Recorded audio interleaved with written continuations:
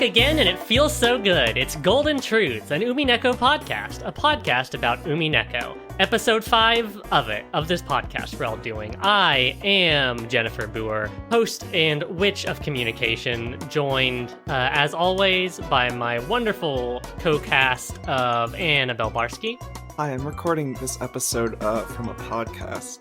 Nope. Let me try that again. Damn, Annabelle Barsky. No, wait.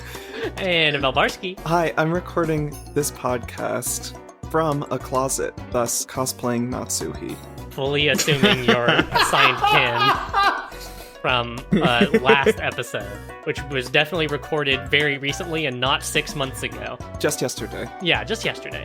Caelum O'Leary Codair. I have so many things to say about this episode. I'm so excited. I've been so excited for the whole 12 hours between the last episode recording and this one. This is what it's all fucking been leading up to until the next episode. I have been on the edge of my seat ready for this podcast recording. Isabelle Valant. Hi, I'm Izzy, and just so you know, this is the worst episode. There's almost no Maria. Always the dissident, Izzy is. No, I'm I glad agree. to see you in top form. And Matthew Winter, unfortunately, was being hunted by the ultimate witch of all, the American housing market, and so is unable to join us this episode, but we'll all be summoning a fragment of Matt inside of us. See, when you had paused after saying his last name, I thought you were expecting one of us to, pretend to be Matt. You could Done have. it. You missed your chance. I'm sorry, I thought it'd be disrespectful. Yeah, everyone please hold a lot of respect for Matt. Matt hopefully will be back with us next episode. You know, there's a lot. There's a fucking... The world, all of it, you know how it is. But we four are here, and we're here to talk about Umineko, which is something that we do, again, very regularly, and not with a half a year gap in between one episode and, say, the next one at the start of the Answer Arcs. That doesn't happen. Yeah, nothing has changed about me at all. It's been almost no time. Yeah, I have not moved from this seat. I'm a rock. Well, great All right, start, everybody. No more goofs. We want to get right into it. Yeah, we're all eager. Okay, well then let's hurry along. I will close out this little intro segment by saying, if you did not catch my little housekeeping episode, I want to give a big thanks again to the When We Cry podcast for having me and Caelum and Matt over to talk about gender on their podcast, which you can find by searching When We Cry Pod in your podcast application of choice, or on YouTube. When We Cry Podcast will get you there. It was a lot of fun, and in this episode, we can start to peel back the layers on that spoiler episode. I'm so scared of whatever you said in that episode that I did not listen to. Haha, I don't want to find out. That's a lie. I really want to find out. I'm ready for, in the next 3 episodes, to contradict everything I said in that episode, because that's just how it is. All right, great. If everybody's ready, we will zoom on in to the end of the Golden Witch. I'm so ready. End me. Well, I thought we have to start at the beginning. You can't fucking... I have to say that, Izzy. Izzy, why would you do this to me? Oh, I didn't realize that was Izzy the beginning of it. McGrow. No. We can cut this out. It's everything that we've recorded so far is being cut out. Welcome to Golden... No. Start over.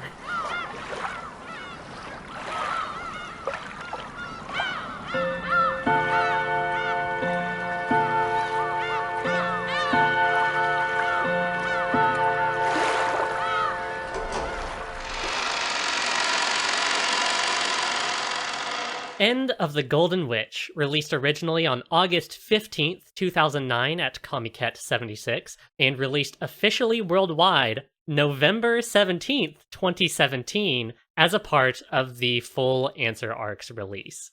End of the Golden Witch begins at the ending, when Battler abjures a new Beatriceless 5th game led by Voyager witches Lambda Delta and Burncastle. He returns at the very last second to find his Aunt Natsuhi fingered as the true culprit of the crimes by new piece Burncastle lookalike and great detective Erika Furudo.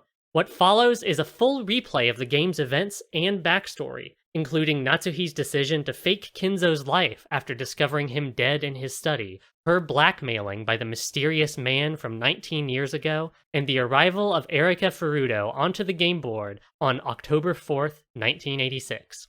Erika summarily runs a train on the mysteries she is presented with, solving the epitaph on the first night with the help of Peace Battler, and revels in her new mystery first, feelings last playstyle, much to player Battler's chagrin.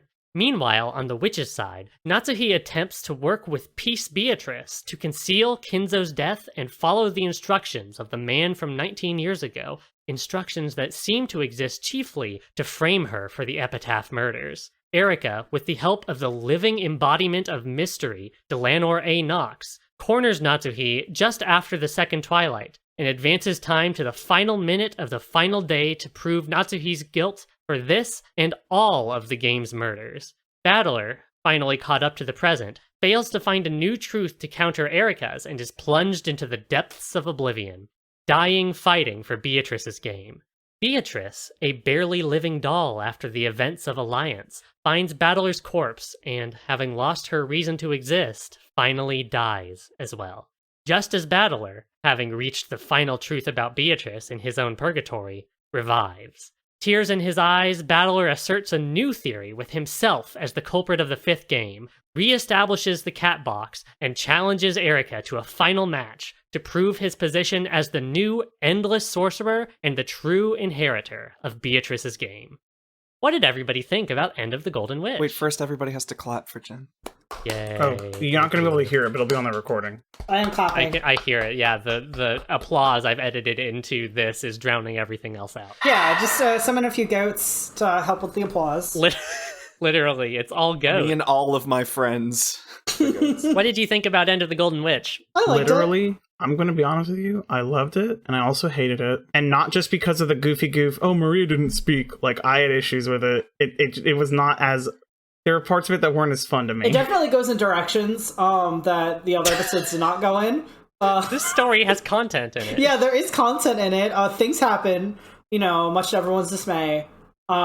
This was the first episode where I left it not feeling like my soul had been sucked out of me, which I think means by default it's like my least favorite, but it's a very slight least favorite. I mean, there's a ton of just amazing shit that happens in here still, and also it's about Natsuhi, so like, you all Yeah, of course. It is a very, very good episode if you like Natsuhi. The mom's so good they brought her back around for a second time. For a second punishment, yay!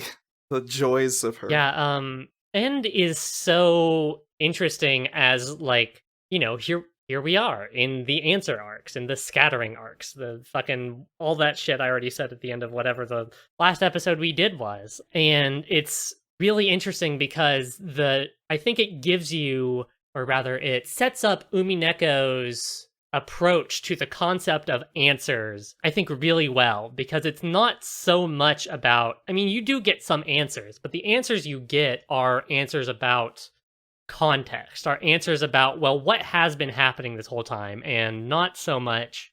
At no point during this episode does Virgilia walk out on stage and say, here's how the fifth Twilight of the third game was committed. But you do get so many more tools and so many more ways to begin to poke and prod at all of the games that have happened before, and even this one. And I would say that this episode is about answering too, right? Like that the whole like back half of it is about how ultimately whatever conclusion people come to that overrides the rest of them may not necessarily be the true one. Like that this is a cat box, right?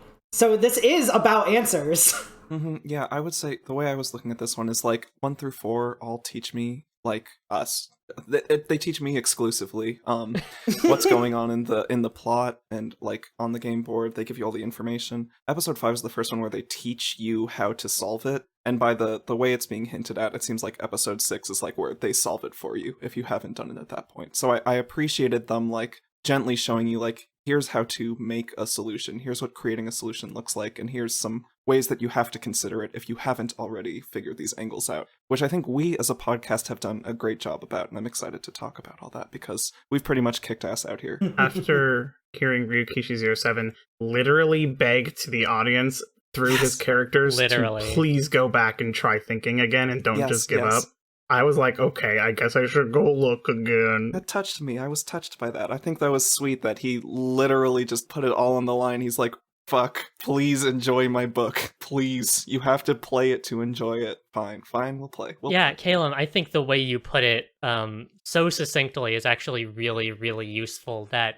the answer arcs aren't so much about providing answers as they are like stories, or this episode, and I think you will see that this continues through the rest of them, that this is a series of stories that are about the concept of answering and what it is an answer and what does it mean to both come to an answer and can there be multiple answers, or all of that stuff. All of these questions are really core to what goes on in all the other episodes and this episode. Yeah, it fucks so hard. Umineko is so good. I love this fucking novel so much. Holy shit. I love it so much. Let's start talking about it, and let's start talking about it at the very beginning, which is the new opening, which I love. Good. I will sing the song of how much I like Akiko Shikata and how much I love, the first opening. This one's also very good. Fantastic. They should have put Shikata in it. I have this, theory, like a philosophical theory about the nature of anime openings, which is that the first opening, generally speaking, is always going to be the iconic one and the best one for the overall tone of the story. But the second season opening has to there's a certain energy that is required of a second season opening where you're really getting into it, and the Witch of Occultics, which is the name of this new opening, and the whole fucking production of the characters sliding around on the screen and Erika's glowing blue sans eyes scraping through the blackness is it all works perfectly. It is the perfect season 2 back half of opening for Umineko because it gets you fucking pumped. So good. I just watched it for fun. It clearly gives an expectation, I guess, for a slight increase in production value, I guess. Yeah, because totally. Some of my favorite sprite animations I think are definitely from this episode. Yes. Oh yeah. 100%, Absolutely. Yes. So at the start of this game, how do I put this? Battler and the doll-like corpse of Beatrice, who is fully unresponsive or nearly fully unresponsive, are going over, Battler's sitting there going over and over and over the last 4 games, trying to understand Beatrice. This kind of goes back to what I was trying to point towards at the end of episode 4, which is that for Battler, it's not so much about crushing Beatrice as it is, about fulfilling Beatrice's wish to die, right? And then Burncastle and Lambda Delta fucking roll up and are like, this shit sucks. What the fuck are you doing? Let's crank it up in here. Let's do another game. I'll take care. Lambda Delta's like, I'll take care of it. It's my game board now. And this is going to be the fucking phrase of power for this fucking episode. This sets the stage for where this whole episode goes with regards to the game board is the most a game board it's ever been. We said that in episode 4, and now it goes to entirely new heights where the meta story of Battler and Beatrice and Burncastle and Lambda Delta and this story of the fantasy, even metaphor story is actually the thing that matters now, and the game board is just a place where games happen that allow you to understand what is happening in the meta world, I think. I have a lot to say about this in a little while. Yeah. In this one, it's especially apparent with the humans. There's so much going on that we'll talk about with the pieces and player versus piece and witches versus humans. But the humans in this one are really just there's so little characterization, unless you're Natsuhi, unless you're Battler, kind of. And otherwise, they're just truly dead. So look out for that. We got revealed the idea that effectively a piece wouldn't do something that the real version of them would do. So anything they did really is character building for that person, even if they didn't. Yeah, really but do it. But nobody is doing anything. None of the humans are doing anything. I feel in this game mostly. That's true. Yeah, they're pretty much just a accessory to the Erika Furudo show.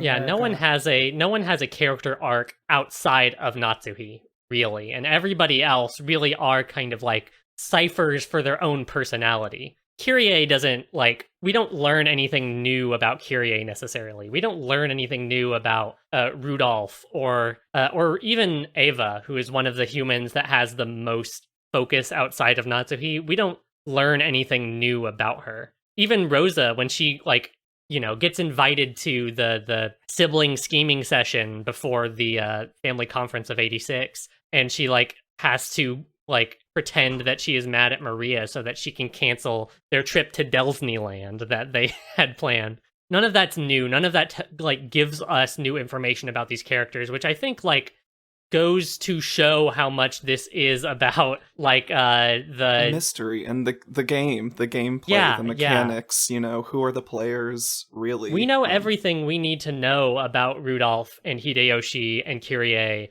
and like all of these people, like for their parts, like their arcs, you know, we know everything we need to know. Even the fact that this whole game, like we're not actually watching the game for most of it. We're watching this sort of like fucking VHS rewind replay of it, which like just further distances us from the action of the game board and puts us more in the shoes of the meta players, which we kind of already were. But this is the episode that begins to make explicit the lines between Battler as a person who is playing this game and Battler like as like a reader, in the way that we are readers and the way that we are confronting a tale that is something that is constructed towards something, and something that, you know, you perhaps could draw some kind of understanding out of, or, you know, et cetera, et cetera, et cetera. Battler as the player of a mystery novel. He's not even in that one. He's a cipher of himself. So we don't even have that viewpoint. So he truly is a reader, just like us. Yeah, you're right. Yeah, he abandons his rights as the player until the very end of the game. Yeah, totally. So we do learn a little bit more about the backstory of the game. You know, now that we know that Kinzo is dead at the start time of all games, we get to see a little bit of that. We see Krauss and Natsuhi and like Genji and Nanjo and all of them discovering Kinzo's dead body in his study one morning, and how they all navigate that. It's really fun to see Krauss scramble for... Oh god, it fucking killed me. I don't know. I don't even know where to start with all this stuff. This is such a revealing episode about Krauss. We did learn a lot about that one. We learned a lot about Krauss in this episode. You know what? You're right. I blocked that out of my mind because he's dead to me. Yeah, the Krauss is literally not only embezzling Kinzo's fortune, like not just like taking like cash out of his bank account or whatever, but Krauss has, for, you know, whatever cockamamie scheme he has that he swears will definitely pay off sometime in the near future, is he's signed over the power of attorney and the deed to the Ishiramiya mansion.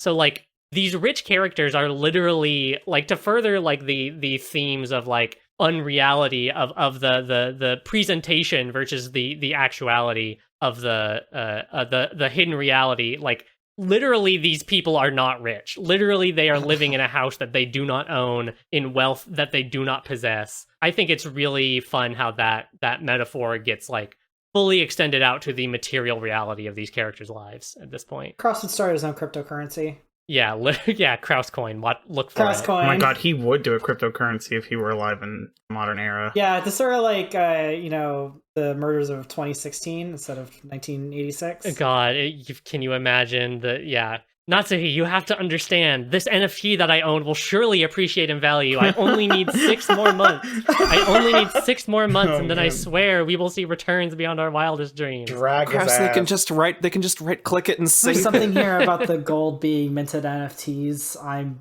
not there to make this joke, but it exists. Yeah, it's out there. I'm enjoying the idea of this joke very much. Thank you. Please rotate it in your minds.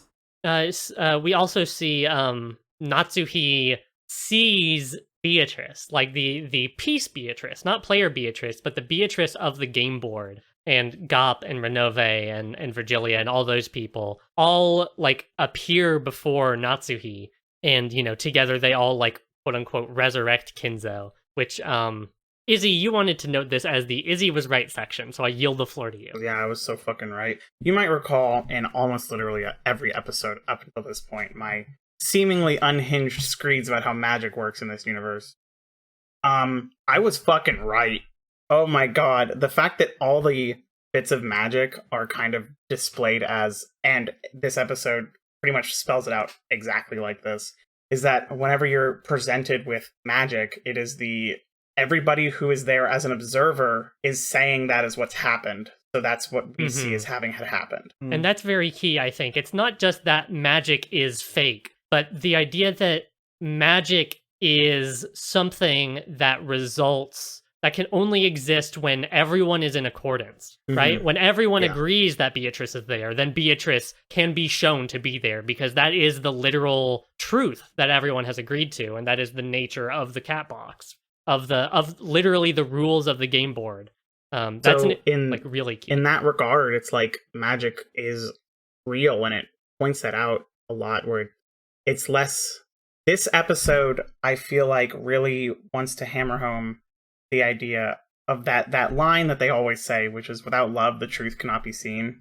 Because there is a part, and this part really hard makes me just hate Burncastle, where Natsuhi is drinking tea with Peace Beatrice. These two pieces are just drinking tea together, showing what happened, and then Burncastle just, like a jerk, is like, red text, this didn't actually happen, Natsuhi's here, and is alone and sad, and it's really depressing and gross. And I'm just like... Wow, Burncastle, you're a real fucker. And it's really good because, obviously I think the intended player position this whole time has been like to strip away magic and to unveil the thing that is, that the ugly truth that is below it. But it really, here in episode 5, you begin to ask the question, like, what is the value of revealing that truth? Like, it was already, this was kind of, we already talked about it with Maria in episode 4, but here, as always in Answer Arcs, these things are made more explicit. You begin to ask, what is the use of showing us that stuff? Like, what do we as readers gain out of not just like understanding that truth, but of revealing it, of tearing it out and making that be the the reality that is shown on the game board. Yeah, and it feels like the game is looking at me in the eye and going, you've been thinking about this totally wrong. Because, like, the moment that moment happened, I was like, oh. Like, I was already trying to talk about how magic works, but I was thinking of it in a way of, like, this is how we can catch people in a gotcha. It's like, oh, yeah, you all just got together and agreed to lie. But this, like, the truth about what happened is that Natsuhi presumably believed that that's what was going on, and so that's important to what happened, and it's not just the literal truth of what happened. Natsuhi believes in Beatrice. It's so important. First of all, it's so juicy, and it's so important. Every single time Beatrice is shown bonding with anybody of the real people, quote-unquote, all I can think in my head is, I swear to God, I want magic to be real just because this relationship is so cute. Yeah, that's what we've been saying. We've all been banging that freaking drum, you especially. It's finally comes to a head, and it's cruel of Burncastle to do that, but I mean, like you've been saying this whole time, Izzy, it's vindicating, so at least we've got that. And I think that we can, later in the game, I think we'll find a place to kind of ask the inverse of that question, which is, what is the use of magic? And why would we accept that? But again, that's something that happens later. The last thing I want to note here in this backstory segment, Natsuhi receives a phone call from a character who eventually comes to be called the man from 19 years ago.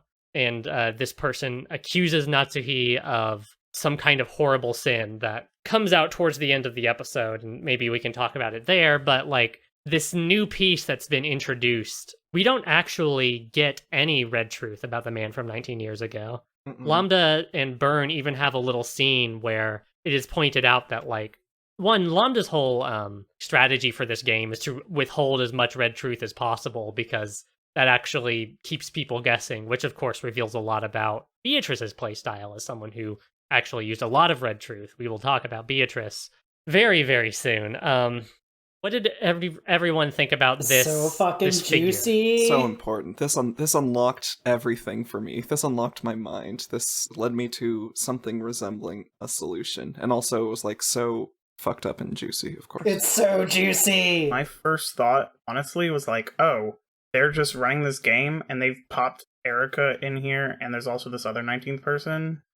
They're really fucking this board up. Like, I didn't even take it as like a thing to worry about, because I was busy just thinking about how much, like, I was so on board with the emotions that Battler was showing about how disgusted he was with Burncastle and Lambda Delta and how they're dealing with the board, I was so on board with that thought process. I was like, I don't even give a shit. I don't care. Like, this is all probably stupid and bullshit. Like, I wiped it off my shoulders, and then later it was like, you dumbass. Yeah, I'm totally in the other camp. I gave so many. I literally immediately started, like, counting people and, like, doing math and, like, trying to, like, account for who is real, who exists on this island, who is there, who is not, and that led me lots of places. Not to mention it led me to theorizing who this man might be immediately, knowing nothing about him for 5 seconds. So, yeah, what I did was, I've been playing the Umineko Project PS3 port, or the PC game, which has voice acting.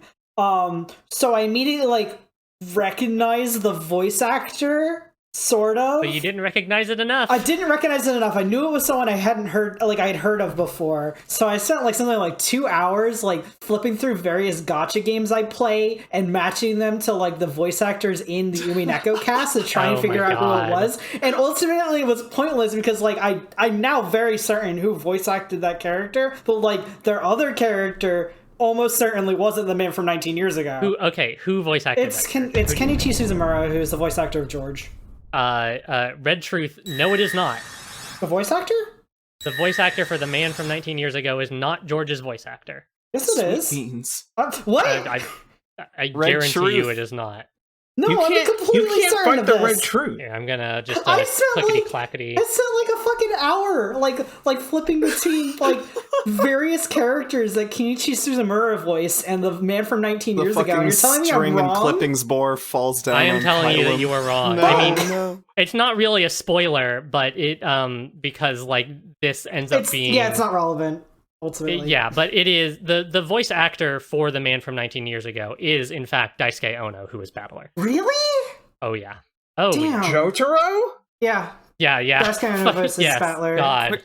Quick question. This is Koizumi from Haruhi Suzumiya? Yeah. I'll tell you, from Grand Blue Fantasy. Never mind, I don't have any more questions. We all know so much about anime. I say, kicking my feet up. Oh man, I posted cringe on this podcast. Can you delete that? No. No. It's good because this ends up... There are a lot of interesting ramifications for this casting choice if you think about the truth that Battler ends up constructing, and you wonder about how close is the truth that Battler constructs at the end of this game. How close is that to the... like true reality of this game. But it can't. Okay, we gotta get it. We're getting into that later because which we will get into fundamentally later. Impossible for Battler's theory to be true. But we'll get into that later. The thing I wanted to say about the man from 19 years ago is I think this has some interesting resonances with the things that Lambda and Burn say before the start of the game and what Virgilia says to Battler before Battler comes and the replay of the 5th game begins, which is that, like, Lambda Delta is the game master. This is a new kind of concept that we've kind of had before, but now we, like, have it. Like, we've been handed it by the narrative. Lambda Delta is the game master, which means that she is the one constructing the narrative and constructing the movements of the pieces, and essentially through, you know, the existence of the meta reality, the one causing the murders to take place, and the one who is, you know, basically the dungeon master for Rakenjima in this game. And Ronove and Virgilia both say in their own ways, this is a game that Beatrice could have made, but not one she would have made. Mm-hmm. Of course not, because Maria died. Well, yes, one because Maria dies first. Like the metaphor I think Virgilia gives is that if you have a chessboard in front of you, you cannot use a chessboard to play cards, right? Like, you literally cannot do that, but you could use a chessboard to throw pieces at the other person. Again, this is something I think you could have sussed out, but now we have it, like, being handed to us by the game. We learned that Beatrice's game has certain affordances and has certain rules, and there are things that can happen in Beatrice's game, and there's things that cannot happen in Beatrice's game. Not just that anything could ever happen, but literally, like, there are only so many possibilities that could happen on Rakenjima, which is interesting when you think about that Beatrice has been calling herself the Endless Witch this whole time. But also, Beatrice herself, as a game master, as the previous game master, contrasted against Lambda Delta, has things that she will and will not do. Not things that are like outside of the scope of the rules of the game board, but things that Beatrice herself, the player, the person we've known all this time, wouldn't do. And we learn a lot about that from Virgilia over the course of the game. And so the existence of this character and the existence of, I think we really have to think about that, knowing that Lambda's play strategy versus Beatrice's play strategy, things that Beatrice could do but wouldn't do. I think we have to think about that, particularly in relation to the movements of the witch's side on in this episode, with regards to things like Beatrice appearing before Natsuhi, and with regards to things like the man from 19 years ago, and the way the epitaph murders continue to happen, even though Battler and Erika solve the epitaph, without literally just explaining it. But also I am trying to be a little more explicit, because now we're here in the answer arcs. If this figure is something Beatrice could have done, but not something Beatrice would have done, the existence of this character known as the man from 19 years ago, how does he fit into the games that have existed previously? Who is this guy? Who could this guy be? I think becomes a very interesting... Yeah, I didn't consider that at all. Framing this dude as something that Beatrice did not morally want to do, or possibly for other reasons. Well, yeah, I don't know if I would put it in the realm of morality, but definitely we learn a lot about the object of Beatrice's game in this episode. But let's not spend too much time talking about Beatrice, because we have our new main character to talk about. We will talk so much about Beatrice, but first we have to talk about everybody's favorite, Erika Furudo. So my opinion is that the best character in all of literature is Beatrice. Erika is a close second. Do you want to defend that? No. Literally, this entire segment is going to be Caelum mounting that defense. So yeah, the big change in terms of the actual time period of the game board, maybe the biggest change that happens is the existence of this new piece called Erika Furudo, which is, of course, very, very close to a certain other character's name, Erika Furude from Higurashi, who happens to look a lot like Bernkastel. All of those resonances are there. Sonic the Hedgehog. Literally, yeah. Original the character. And the first thing we learn about her, to do a little bit of recap, because this is worth saying on the podcast, Erika washes up onto the shore of Rakenjima in her, having been pushed off a cruise ship by the employees because they hate her so much. Wearing her fucking bathing suit, and she walks up to Maria. There's this great fake out because you think, it's the time, and the narration does all of this work to be and it's time for Beatrice to appear to Maria and begin the 5th game, and instead it's fucking Erika. It's so good. Erika is taken in by the Ishiramiya family. My favorite bit of Erika lore is that she is dressed in Jessica's old clothes. Trans rights, to be honest. I can't imagine what function, the time period of her life where Jessica, tomboy supreme, is wearing the shit that Erika is wearing in this episode. For reference, for those who haven't seen or might not see, it's a pink magical girl, frilly, mini corseted, puffy ends of sleeves, laced freaking dress with accompanying pink bows for pigtails. All over it. It's ridiculous. Of course, it fits Erika, and it provides a very nice contrast against... it fits the Erika that we meet at first, and it provides a wonderful contrast against the Erika we come to know. It fits Erika all the time, and it's never unfitting at any point. I don't know what you're talking about. But after all of that, the first thing we learn about Erika is that she doesn't exist and she doesn't matter. Caelum, you have so much to say about Erika. Can you set this up for us and then kind of go into it? So, the first obvious conclusion you'd come in if there's a new character is, this character must be the culprit. This is the... I guess the 18th person now, since Kinzo is dead, and then our game masters have to step in and be no, Erika is just here because I did not Bernkastel's Bernkastel's Battler, I hated your pussy. Yeah. You have to stop, sir. Battler sucks, so I'm gonna put my original character Erika Furudo in here.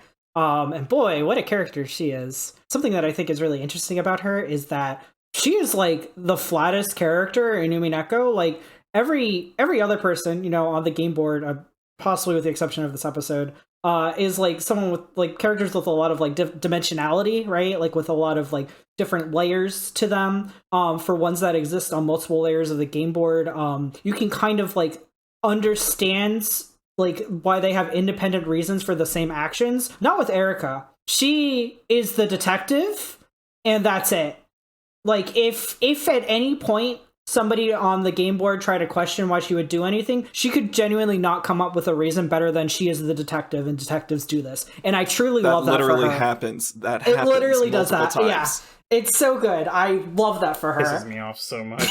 I'm physically sweating. She is the most fictional character out of all of them. There is a very intentional focus on her not being real and not having depth to her. Yeah, when she is introduced and Battler's like, hey, what the fuck is up with this bitch? Lambda and Burn both spend a little time weaving some red truths, which basically amount to that Erika did not exist on the game board prior to this game. She had no influence on Beatrice's game prior to this game.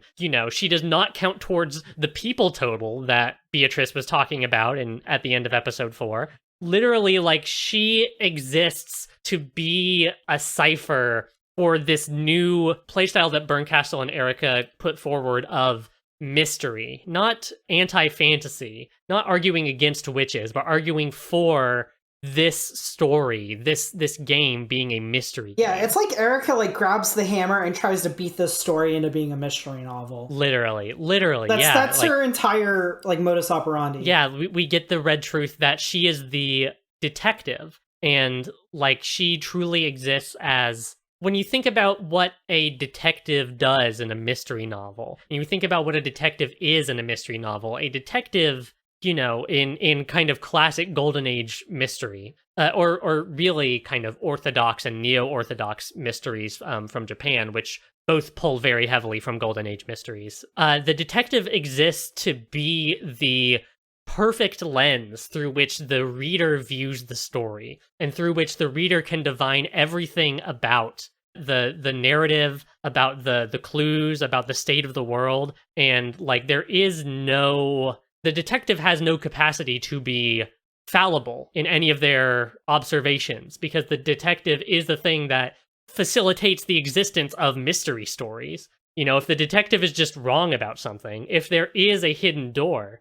that the detective just can't find just because it's hidden, then mystery stories don't exist. And so Erika and Bernkastel through Erika, yeah, like you say, Caelum, wields that like a fucking hammer, wields that like a fucking sword to impose the rules of a mystery novel and the rules of the mystery genre, or a very particular version of the mystery genre, onto Beatrice's game, which so far has been mostly confronted through Battler arguing against Beatrice, anti-fantasy, but doing a very poor job of putting forward his own truths.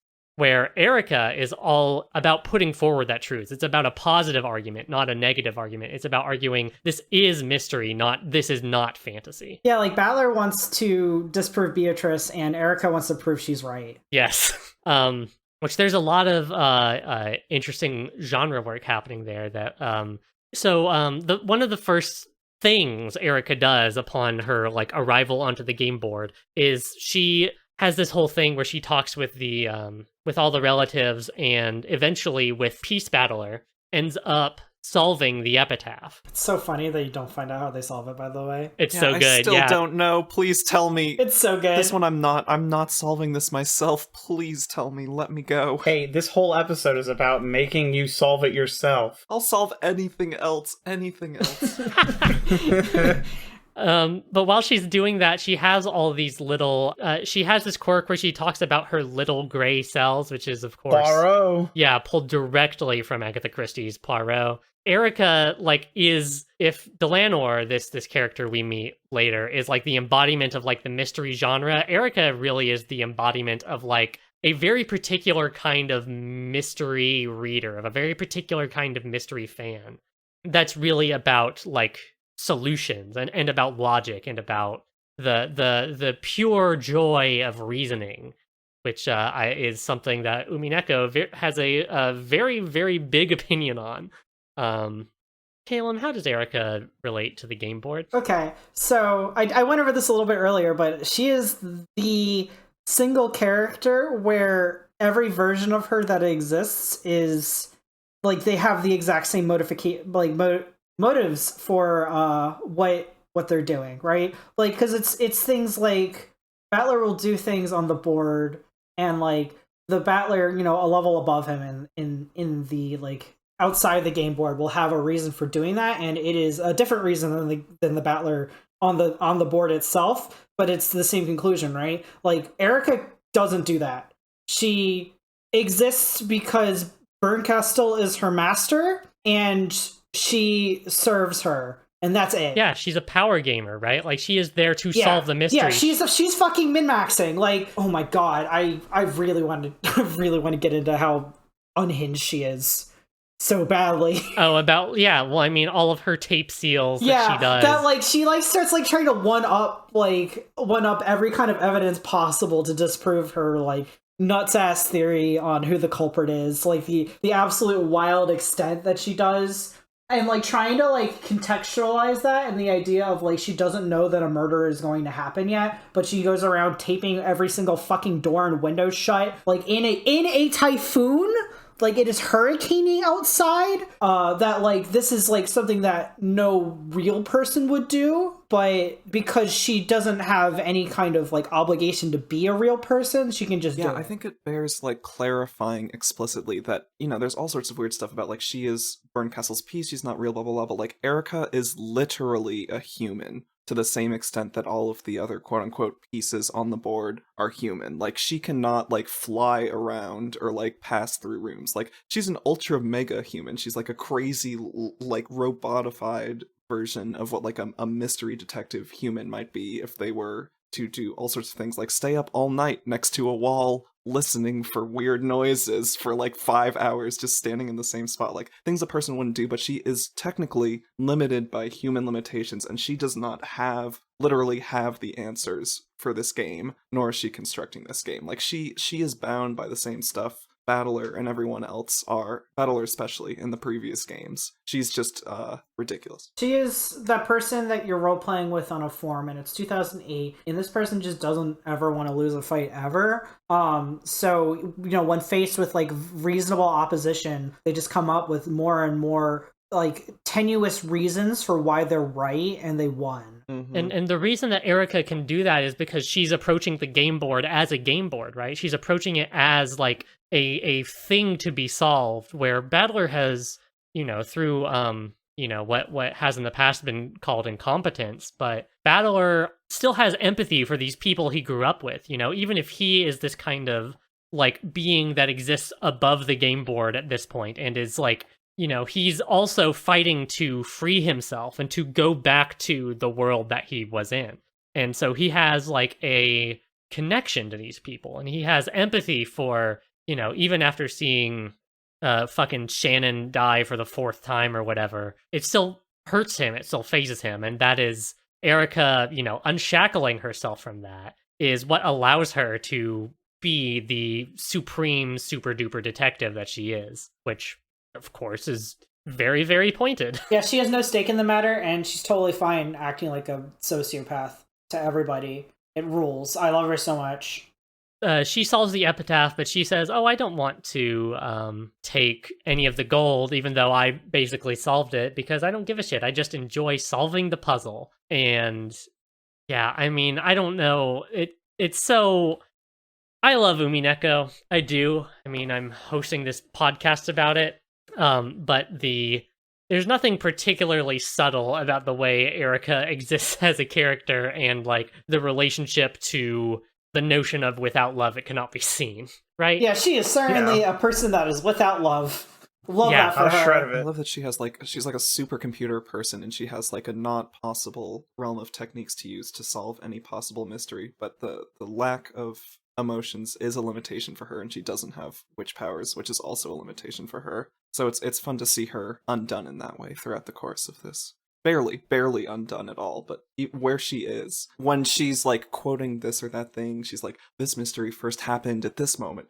And Peace Battler, who isn't even Battler, but even so, Peace Battler's so fed up, he turns to her and he's like, that's not the first time that happened. And she's like, oh, well, whatever. I read this much a year. And he's like, only a person who, like, is insecure and doesn't read that much in a year would say I read a lot, right? Like, unless you're reading like 1,000 books a day, like, who cares? And she's so flustered. In those moments, she gets so pissed off and flustered. And I love that element of, like, she's a human, but she's so inhuman. And that's what really makes her suffer. Just to draw that out a little bit more, Erika, in that moment that you're talking about, Anna, Erika makes a lot of references. She references And Then There Were None by Agatha Christie, which is like literally Umineko. A bunch of people go to an island and they all die one by one in accordance with a poem that is found in the rooms, and there's a message bottle eventually that, you know, reveals everything and etc. Like, it's literally Umineko is like anime And Then There Were None on some level. But she also references 2 other books, both of which are part of the Japanese detective fiction canon. I am not well read or even read at all on Japanese detective fiction, but I think it's worth, if nothing else, going to the Wikipedia page and drawing this out just a little bit. In Japan, around the 1920s, there's the rise of what's known as orthodox detective fiction, which is detective fiction that is, well, because I haven't read these books, I don't know, but basically the idea is that they were inspired by, certain Western detective fiction that makes its way to Japan in that time period. And, you know, there's a long history, a long lineage of detective fiction going back even further than that is specific to Asia and probably Japan. But after the Orthodox school, which we can say is kind of a conventional or standard detective fiction, after that is the rise of what's called the kind of social school, or like the social realism detective fiction, kind of around the late 1950s, which is based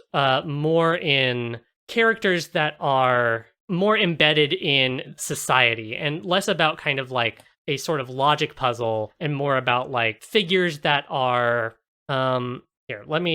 So here's a quote from Seicho Matsumoto from his Essays on the Mystery Novel. Again, is here on the Wikipedia page. I think that the writer of the detective novels can describe human beings by emphatically drawing the crime motive. Because the crime motive originates from the psychology when people are left in the extreme situation.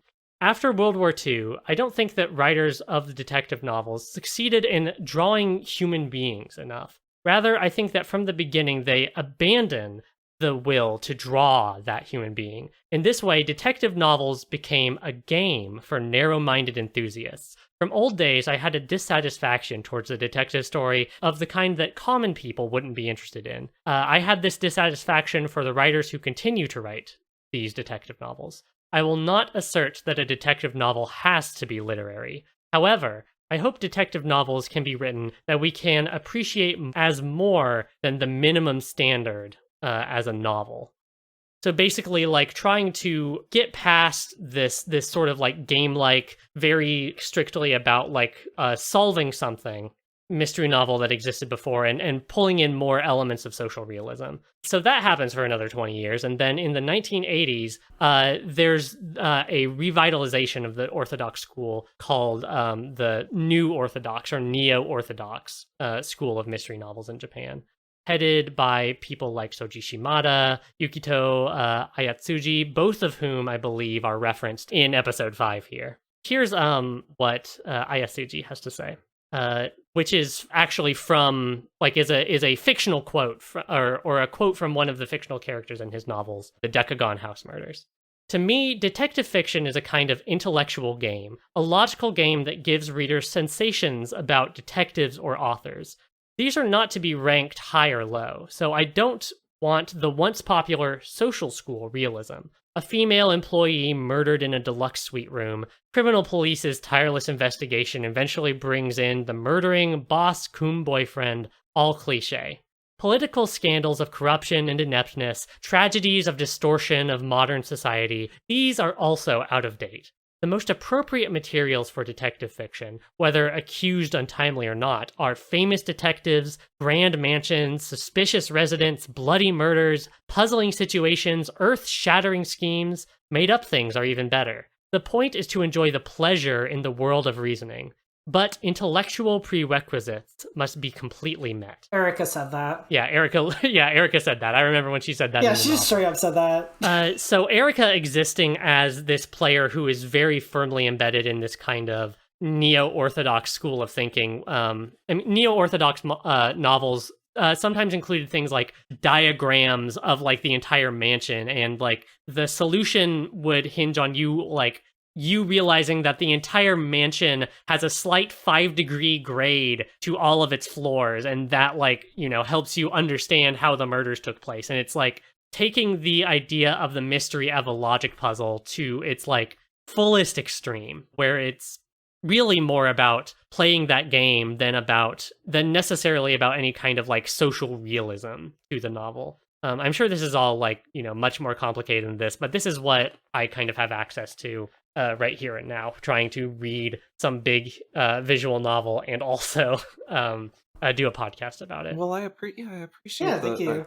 Again, as a self-styled mystery buffoon, I appreciate like an insight into the discourse that led to the, you know, layered development of these things, like digging up old rock, you know, old dirt, and seeing the layers of what built the land. It's like these are the things that informed Umineko, and even deeper than that, they like informed the characters and these dueling detectives with dueling styles. I appreciate the context a lot, because I had no frickin' idea. I thought she was just like a snob. I mean, she is. She is just a snob. Yeah. She is just a snob, but she does suck. She's located in a very specific place in how this genre exists in like the place Umineko was written, Japan, right? Like she is more than like she is a mystery snob, but she exists in a very specific context, and I think it's good to, at least in, you know, in part as much as we can on our funny joke haha podcast, to bring that context in, especially when you have mystery versus fantasy as like the central conflict, literally the point of the narrative. Yeah. So Erika, you know, all that stuff that Caelum and Anna talked about happens. She, you know, she solves the thing. She puts a bunch of tape on everyone's doors. She listens to the cousin's room from like 3 a.m. to 6 a.m. She has a party with someone where she does not break eye contact with the door leading outside of the room for like 4 hours. While she's getting fucking absolutely boozed up with Goda. Yeah. You know. And eventually we wake up and the first Twilight has happened. The first Twilight has happened despite the fact, like I pointed out earlier, that the epitaph has been solved. I mean, that hasn't really happened, is the thing. Because it doesn't match the first Twilight. Not Kinzo. Krauss is missing. We later find out he's dead. That's 6 people. Yeah, I guess. But... Yeah, I guess, but it's not, you know, a cut and dry first Twilight. There are only 5 people here. Lambda Delta doesn't give a shit. Yeah, literally. Like, it got fucked up. Like, yeah, it's fucked up. It's literally noted as such. Lambda Delta's like, that's a real funky first Twilight. Yeah, and like in other games, like Kinzo counts as a later Twilight, even though he's obviously been dead the entire time. So, you know, I don't think Krauss counts. Fuck you. Well, then Krauss has to count for the 2 people for the next Twilight, where the 2 people who are close. That's my thing. The second Twilight doesn't make any sense either. It just like it doesn't follow the epitaph at all. Lambda Delta doesn't give a shit. She just kills people. As we're about to get into the mysteries, can I say something real quick that's just occurred to me about this game? I feel like with the way it cuts off after like the 3rd Twilight, because like the game is solved. Like I don't think this is a real shot in the dark, but I don't know that there is a solution to episode 5. Like the whole point of the question arcs, episodes 1 through 4, is that they're all like complete games, and they all have their own weird things going on and different like rules and situations a little bit. But episode 5 is like, again, like the pieces are just like shambling husks of people who are in a place at a time to make something convenient that like Burncastle set up to be that way, so Erika could figure it out. Like the murders kind of don't even happen. The theories that wind up coming out, the blue truths and the red truths, are all ridiculous. Like I think that from the viewpoint of being at the end of the game, we're not there yet talking about it, but thinking about it, like I don't think we can solve this.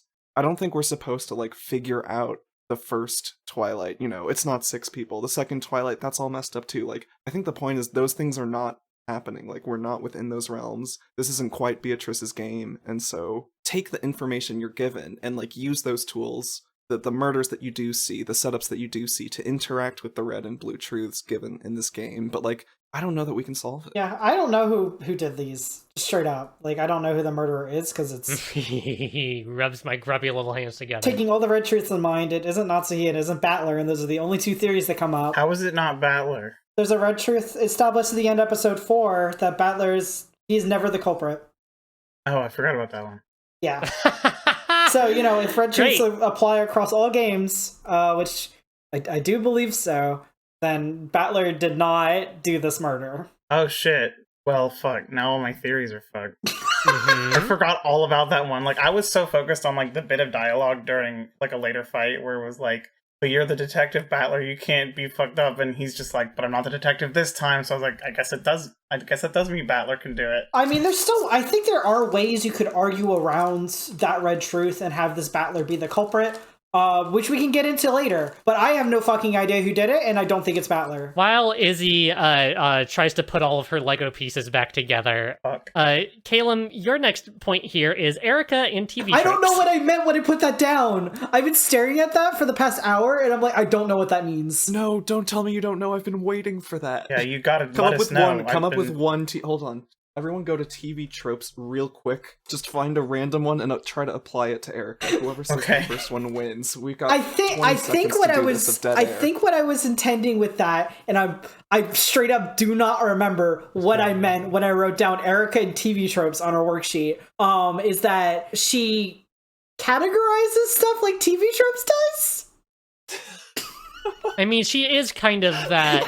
Yeah, I mean, going with what we were talking about with her being like a particular kind of mystery player, she's like... will look at the general shape of something and decide what it is and try and shove this square peg into a round hole. I guess she is a TV tropes user. Derogatory. Yeah, like she literally operates on the assumption that this story is one that can, or maybe she just thinks it's one that will, be fit into the common tropes of mystery stories. Yeah, she does reference a lot how, this has to go X, Y, or Z way, or else it's a shitty detective novel. Yeah, constantly. A third-rate, someone who does this. If you're the culprit, this is a really third-rate mystery, yeah. Eventually she gets put in her place, where Kyrie says something like, something third-rate detective. This random trope I pulled up, I don't think applies to her at all. Yeah, my random trope is distinctive appearances, which is like, I guess, a TV tropes page about the concept of character design, which, I mean, she does have. I got Take Me Instead. A character offers themselves in exchange for the freedom of another. Okay, Erika is the opposite of that concept. Take her instead. Yeah, for real. The one I got is Heart Beatdown, which is in a nutshell a character who uses love as one of their elemental powers. And I think that's the single worst TV trope in existence for her. The opposite of Erika. Good job, everybody. Okay. Well, okay. Talking about detective tropes, we have our other major new character who appears here, who I actually love, unlike Erika, who I hate. I actually truly love Delanor A. Knox. She is baby! She is literally baby. The last word of all of her sentences is all in caps, and she is the personification, essentially, of Knox's Decalogue, which is something that's come up, actually, in episode 2. I was wondering if anyone was going to try and dig in to figure out what Beatrice was talking about there. But I knew about it, but real. I wasn't here for episode 2. So. Well, okay. Fair enough. Knox's Decalogue is made by Ronald Knox. Ronald backwards is Delanor. I didn't realize that until these two were I calling said that her in Ronald, chat. and I was like, McDonald? And I was like, nope, the one on the board there with the sword and the nya face. So Knox's Decalogue is something that Ronald A. Knox, who is a detective author, puts forward as kind of here are the rules for a proper mystery story. Here are 10 rules that every detective story must follow if it wants to be a good detective story, and these include things like... Can I ask a quick question? Sure. Just super quick. When did those get published? When did this come out as a statement? Knox's Decalogue is from 1929, I believe, in this book called the introduction to the best. No, the book's called The Best Detective Stories of 1928 and 1929. It's in the introduction of that. I'm also reading a Wikipedia page. Thank you. Yes, we are all. I have it open because I want to reference deepest them. information we can all access. I have actually done research on this. I just didn't record it or remember any of it. Yeah, so. fuck me too, dude. Okay, actually, Izzy, can you, before we get into the Decalogue, can you say this thing that you've put here in the chat? Okay, so I looked up Ronald Knox on Wikipedia, which is where I'm looking at this, and you might know, if you've read the chapter, read the episode, that it's Lenore A. Knox or Ronald A. Knox. What does the A stand for? Arbuthnot. It really is! Ronald Arbuthnot Knox. Arbuthnot. I mean, His strongly so badly to evangelical father was Edmund Arbuthnot Knox, who became the Bishop of Manchester, and was a descendant of John Arbuthnot, 8th Viscount of Arbuthnot. That's a really good word. Oh god. It's just like I'll just enjoy how a good word that is. I call her Delanor. Delanor. That's nice.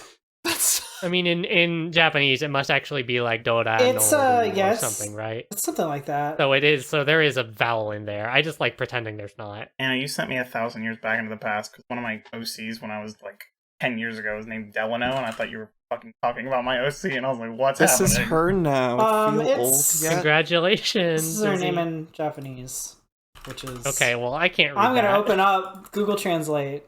Well, the first one's Yeah, it's Dora Noru. Okay, it is Del. Okay. Well, it can be Del. Delanor. That's like a name. So Nox's... Anyways, what the fuck were we talking about? Nox's commandments. Nox's commandments are 10 rules that Ronald A. Knox, a particular mystery writer in the early 20th century, puts forward as the 10 rules you need to have for a good mystery. And they are things like the criminal must be someone mentioned in the early part of the story. The detective cannot be the culprit. The detective cannot have clues that the reader doesn't know about. And lots of stuff like that to basically give rules. I don't know if they were intended as rules that you must follow or just kind of like some rules he was putting forward for himself. I believe it is noted that even Knox breaks some of these rules eventually in his oeuvre. But they're sort of rules for thinking about detective stories, right? Mm-hmm. Yeah.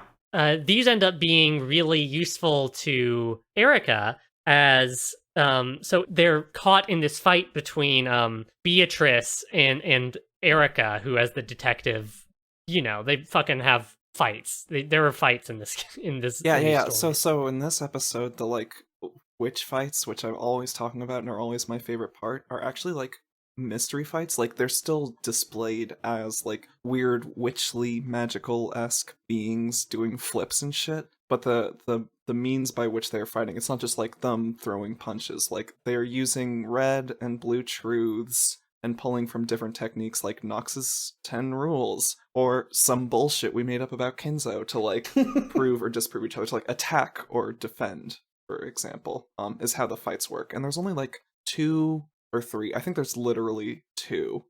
If you don't count like the last 1 second. I guess then there's 3. But yeah, that's how it goes. And like the role that Delanor plays is similar to like the role the Seven Stakes play for Beatrice. She plays that for Erika, but wielding Knox's truths. Yeah, the function that Knox's commandments actually have in terms of like the mechanics of Umineko is that the commandments have the weight of red truth. They're wielded as red truth. So the piece Beatrice is not allowed to put forward a theory that conflicts with these rules of detective fiction. You know, Beatrice will try to say something like, oh, there was a hidden trapdoor that no one could find, and Delanor will strike that down with the red truth. Knox's third, hidden passages are not allowed to exist. I will not allow them to exist. It's interesting because you kind of see the relationship between the detective side and the witch side in terms of like who has the power and who's like struggling, you know, in kind of that anime sort of, or a very melodramatic way where one side is overwhelming power and one side barely ekes out a win. You see that invert where Beatrice is like barely clinging on to her own existence and Kinzo's existence, while Delanor and Erika using her like detective powers to like have perfect intuition, have perfect perception, all of that stuff. are able to spin red truths, where Beatrice tries to make blue truths where Kinzo can still exist, and those are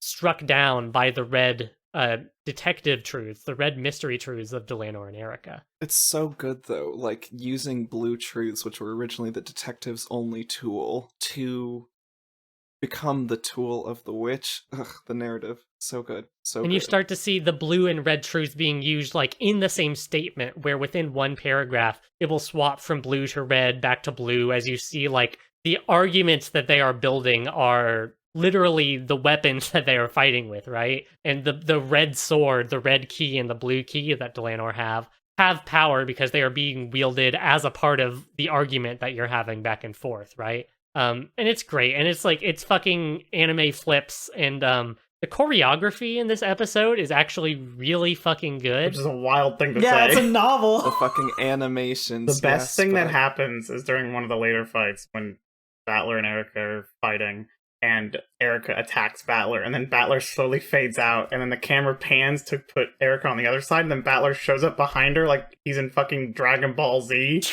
Yeah, totally. And I'm just like, this is the greatest thing I've ever read. My favorite part is in the very last fight, right before the end of the actual episode. Not the Hidden Tea Party, but the episode 5 itself. Battler is trying to fight back against Delanor, and Delanor keeps fucking him up, and what happens is Battler climbs his way back up, and his sprite rolls back up, and Delanor keeps punching him down, and his sprite goes away, and you hear the loud thud, and then he rolls back up, and then Delanor punches him down, and then Delanor moves to the center of the frame, and, like, you see her pick him up. Like, you see Delanor, like, grab Battler, drag him to his feet, and then punch him down again, and you get that impression through, you know, just the wipes of the reveals of these sprites and the sound work that's happening. It's fucking awesome. It's really so good. I love visual novel. Yes. This is definitely like a masterwork. They're really playing with the fucking tools and restrictions and making it work out really cool. Yeah, I was asking Jenn just a couple days ago, like, oh, so is there like a big gap between the answer arcs, like half of them, like between 4 and 5? Because I was like, no, this was 6 months later or whatever. And I was like, what the fuck? Like, they were already doing cool shit with the sprites. I've talked about it in previous episodes, but like the production value in this game is just on another level. Something, again, I am playing the PS3 port. The quality of the sprites in that have jumped up a lot. Like, I genuinely... I have to say, I think the faces are a lot better. Yeah, the faces too. are so much better. They feel really, like, they're not as expressive as the original Ryukishi stuff. They will never so much as approach how good he is at expressions. But they are so much better than they were in the first 4 episodes. Like, I think a large part of why I cannot stop thinking about Erika is that, like, she has a lot of, like, subtlety to her faces in the PS3 release. Like, there's like a lot of depth going on in the faces she makes. Delanor too also has very, very many great faces. She is so cute. Yeah, Die the Death, Sentenced to Death, Great Equalizer is the death. I love her so much. Sicko mode face. So really quick, I want to let's take a little step out of our Umineko gush zone, which we're in all the time, and let's take a little time to talk about Nox's Fifth. Oh yeah, okay. Nox's Fifth. I am the Nox's Fifth defender because yes, it is not very well written, but I think it has good intentions. Yeah. So in Umineko, there are 10 commandments, right? There are the 10 commandments of detective fiction, and each one of them shows up in Umineko, except for the fifth commandment, which even in like the list of the commandments that Umineko gives you in the tip section is just listed as omitted. And that is because Nox's Fifth is, I'm going to avoid saying the racial slur that is included in it, but Nox's Fifth is essentially no Asian person will factor into a detective story. Now, that's fucked up. That's fucked up, to be clear. But it's because it's about don't be racist. I promise. It's about that having racial caricatures leads to a worse story. He just wrote it in the most 1929 way you possibly could. Right. So Nox explains this commandment as such. And again, I'm going to be shifting some of the language here, but also like just a quick content warning for anti-Asian, content warning for some racist shit. I see no reason in the nature of things why a Chinese person should spoil a detective story, But as a matter of fact, if you are turning over the pages of an unknown romance in a bookstore and come across some mention of the narrow, slit-like eyes of... bad racist name. Avoid that story. It is bad. So yeah, like he's, we can give Knox the benefit of the doubt and say, like, I think what he's actually trying to get at here is that racial stereotypes are bad and harm detective fiction. But also that you write your commandment in such a way, your commandment isn't like avoid racial stereotyping or whatever way you might write it in 1929, but it was in fact no Asian person must figure into the story, and that's still instead of saying don't bad. Stereotype the person, they were like don't even include the person the stereotype applies to. Dude couldn't conceptualize the idea of having non-white characters in his fiction without being racist about it. Yeah, literally. Yeah, he says I see no reason in the nature of things, and he even still uses that, like, again, racial slur in his explanation of why he thinks racism is bad for detective stories. But like, it's worth pointing out that even if Knox had like a certain good intention behind it, we can maybe assume it is still like, it's still bad. It's still a bad... Yeah, you could rewrite it, but it would be a rewriting of it, It would not be the actual commandment itself. It doesn't need to be rewritten. There's no place for that, right? Like, we all, in our stories that we consume, are all praying and pleading and hoping and begging that there is no fucking racism and, like, homophobia. Not uncritically, unless that's, like, within the purview, reasonably from a place of understanding or being critical or whatever. Like, no, we are past that now. I mean, we're not, totally. But we're like in our hearts, at least as the fucking people on this podcast, like, and the people who made Umineko, we are fucking past that. We don't need that in there, nor do we need to rewrite it. Yeah, exactly what you're saying, Anna. We have to be beyond that. If that is something that needs to be like fucking... I mean, it is something that needs to be explicated is a thing, but I guess my take on that specifically is that I think most of the stuff in Knox's Decalogue are kind of like basic statements in general. So don't be racist would honestly be about on the same level of basic as the other 9. There is something about, like, don't be racist being included alongside, like, rules that are specifically about detective fiction. Yeah, that's right? what I was thinking. It's about, like, the rule is... the detective cannot be the culprit, and then to have a rule be like, and also no racism. It's not a mystery novel rule. It's a story rule. It's a life rule. Yeah, I think they're just conjecturing. I think there might have been like a common trope of that, and just being like, if that trope is there, it just sucks. Like, regardless of whether it was coming at the place from, like, the idea. I guess you could be like, you're reading the book. You're reading the back of the book at the store, and you're like, oh, this has hidden passages? This sucks. And it just is along that line, maybe? Yeah, I don't know. We're a bunch of, like, mostly white people, if not all white people here, so, our perspective on this is going to be limited, but I thought it was worth, like, having some version of this conversation. Yeah, no, I agree. Right? It's part of the mystery novel, mystery genre, storytelling genre, history lineage.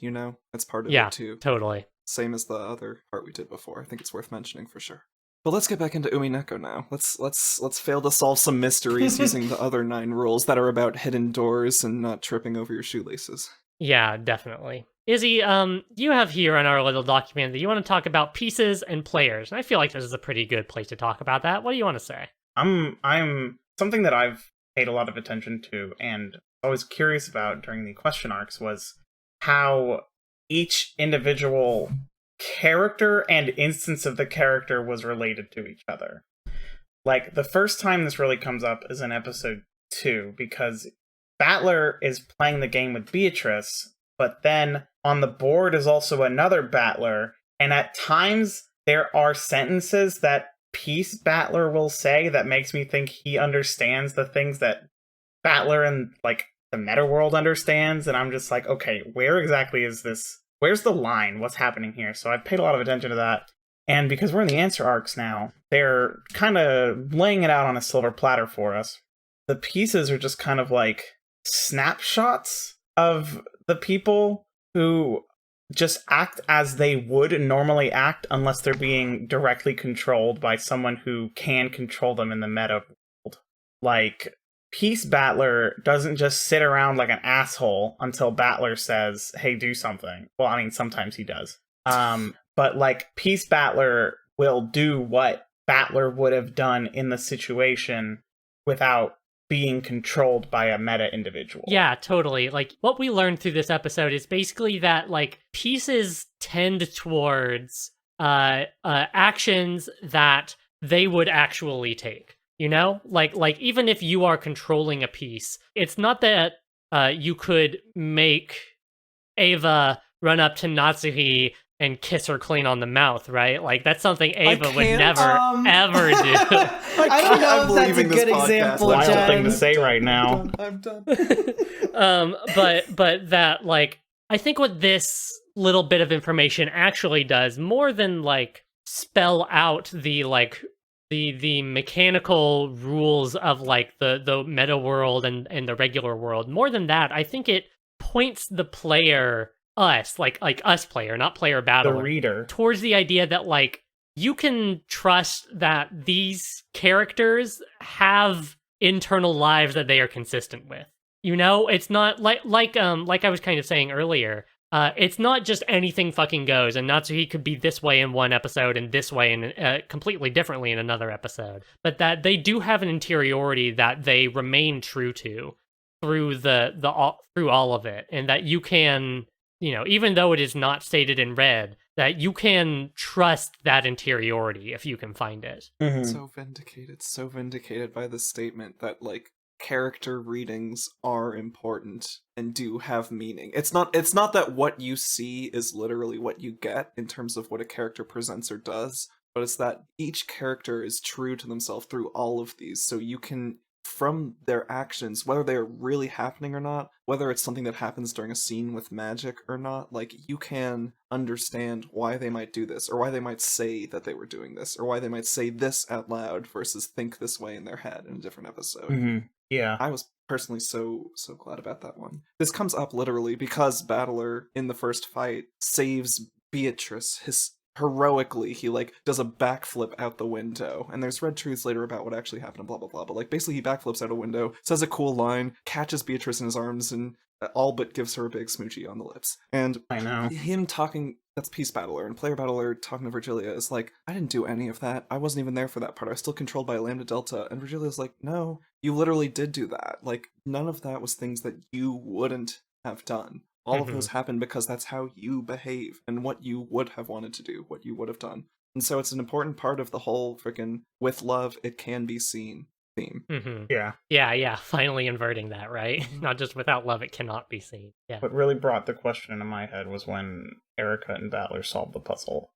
I was like, is Battler actually smart enough to solve the puzzle? I think he is. And then later it's like, yes, he is. Well, the answer is barely. It's very specific Erika's that help, they solve it together, right? Yeah. Like, it's not just that Erika solves it by herself, but that Peace Battler and Erika both together solve it. And then with this better delineation, I guess maybe not better, but this understanding, it allows us to better delineate between the actions of the people in the meta world and the people in the board world, but then it also meshes together the motivations of the people in the meta world and the people in the board world. Yes, literally. Like, the fact that Peace Beatrice still exists and runs around acting like, you know, like Beatrice, kind of a slightly more shallow version of her, for sure. Mm-hmm. But, like, yeah, exactly what you put it very well. The ability to trust that Battler on the board and Battler up above have some accordance, and Beatrice on the board and Beatrice up above have an accordance with the two separate versions of themselves. Which means that Beatrice would have helped Natsui. Of course Beatrice would have helped Natsui. Well, Beatrice is the family alchemist. I will, in the spirit of the answer arcs, I will point us back to Lambda Delta's whole strategy here, which is that the witch's side especially is doing things they could do, but not necessarily things they would do. Yeah, but Beatrice is Beatrice. Yeah, but Beatrice is Beatrice, so... Beatrice is Beatrice. So this confrontation in Kinzo's study, where all this stuff happens, where Leonor first shows up, where Beatrice gets cornered, and where Battler saves the day. That gives way to what ends up being the second Twilight, where Natsuhi is coerced by the man from 19 years ago to hide in a specific closet. My bit? I'm so sorry. Caelum, would you like to talk about how Erika's breaking all the rules? Yes, Erika's breaking all the rules. Okay, so I think it's very interesting how, like, she is the most specific, like, invocation of Nox's Decalogue, and, you know, the magical counterpart to her that enforces her allegations is entirely in the context of the Decalogue, because she breaks every single fucking one of them. It fucking rules. So, like, number one, the criminal must be mentioned in the early part of the story. Well, she says it's Nazi, you know, Nazi's been here the entire time, so that's fine. But must not be anyone whose thoughts the reader has been allowed to know. We have multiple chapters from Nazi's point of view in this episode, so fuck you. 2, all supernatural or pre-international agencies are ruled out. I don't care about that. 3. Well, I want to make sure that you're using the Nox's Decalogue that is presented. That one's like a paragraph long each, but they're all roughly the same. They're roughly the same. But the first is missing the clause about the someone whose thoughts you have known. But still, actually, this exercise is useful if you actually go back to the proper Decalogue and not Umineko's version. Because I'm the point I'm trying to make is that if the turns were tabled, and if Dolinor was in the service of Battler, then like Erika would have been fucking flayed alive. Like her reasoning and her actions in the story are so like in violation of these rules that she insists are like the only way this novel can be structured. It's fascinating. Number 7, the detective himself must not commit the crime. She trespasses. I don't think the Beatrice's epitaph murders are about who trespasses onto the fucking Ushirimiya property. Yeah, fucking Rudolph has committed white-collar crime in the past, so she can't possibly be the culprit. I don't think that's what it means. The detective is bound to declare any clues which he may discover.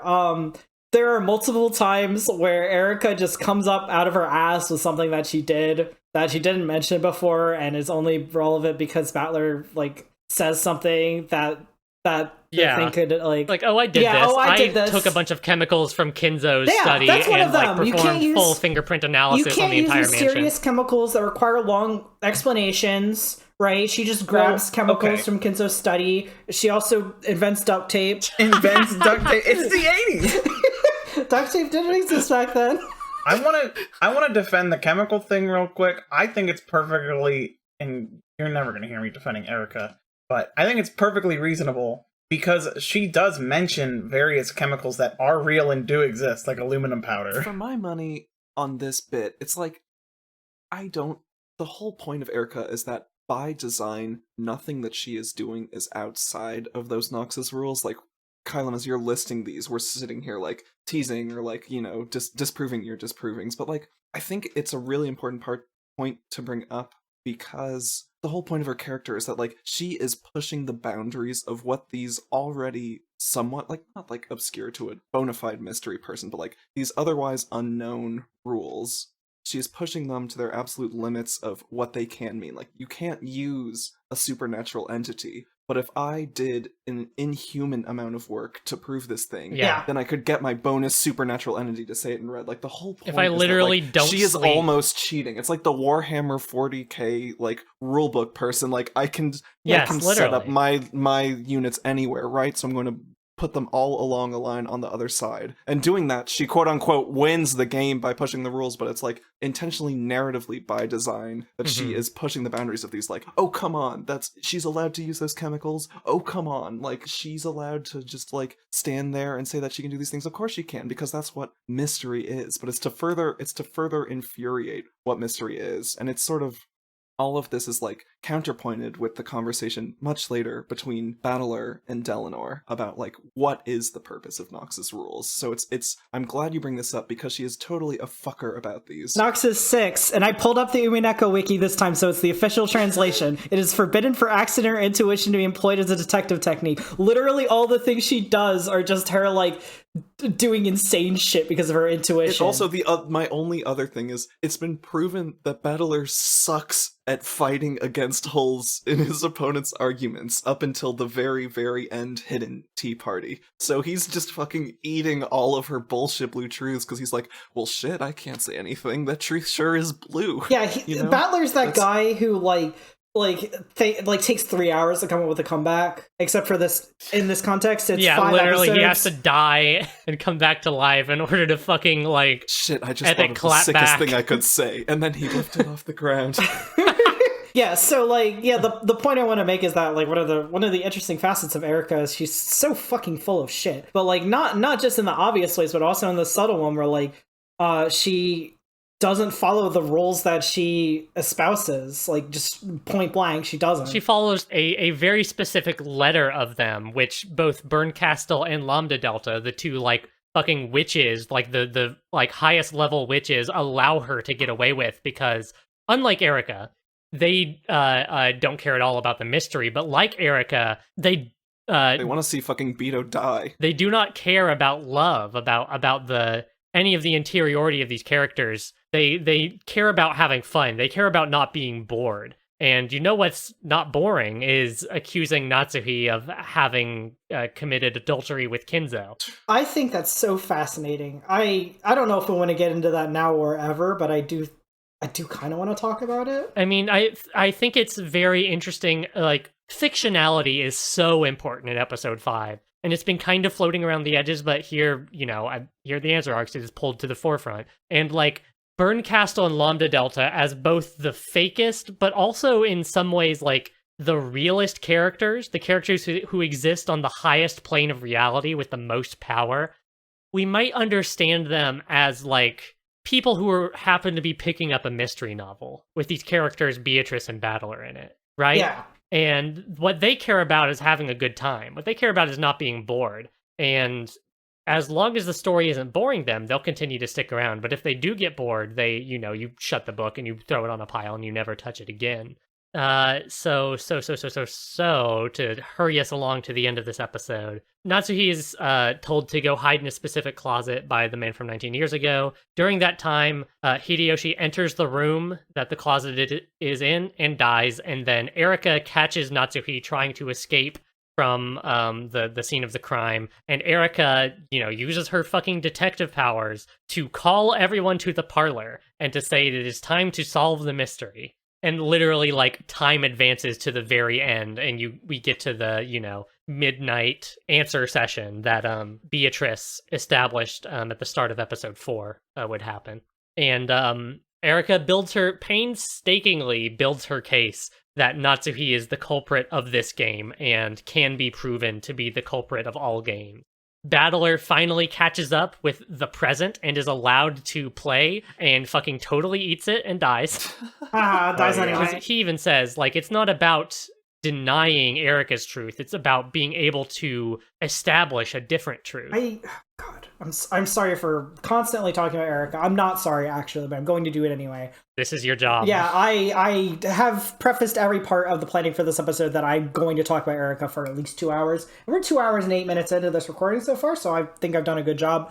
So something I am fucking fascinated by this, and I think is such a cool thing to look into, is the fact that Erika very intentionally manipulates the way she does her clue finding, right? The way that she the method in which she searches every room and down every hallway to have this one specific conclusion about Natsuhi. She went into it with this conclusion and built her entire evidence around it. And of course, it's even pointed out that Erika's truth relies on Kinzo existing to be the person who's moving the bodies, right? And we literally already know that Kinzo is dead. And everyone knows that Erika's truth is in fact not the truth. But Battler can't use that truth because it's a witch's truth. Battler as a human player, as a mystery player, can't use that because it is a truth from a witch. And Nox's Third, you can't use supernatural agencies as detective technique.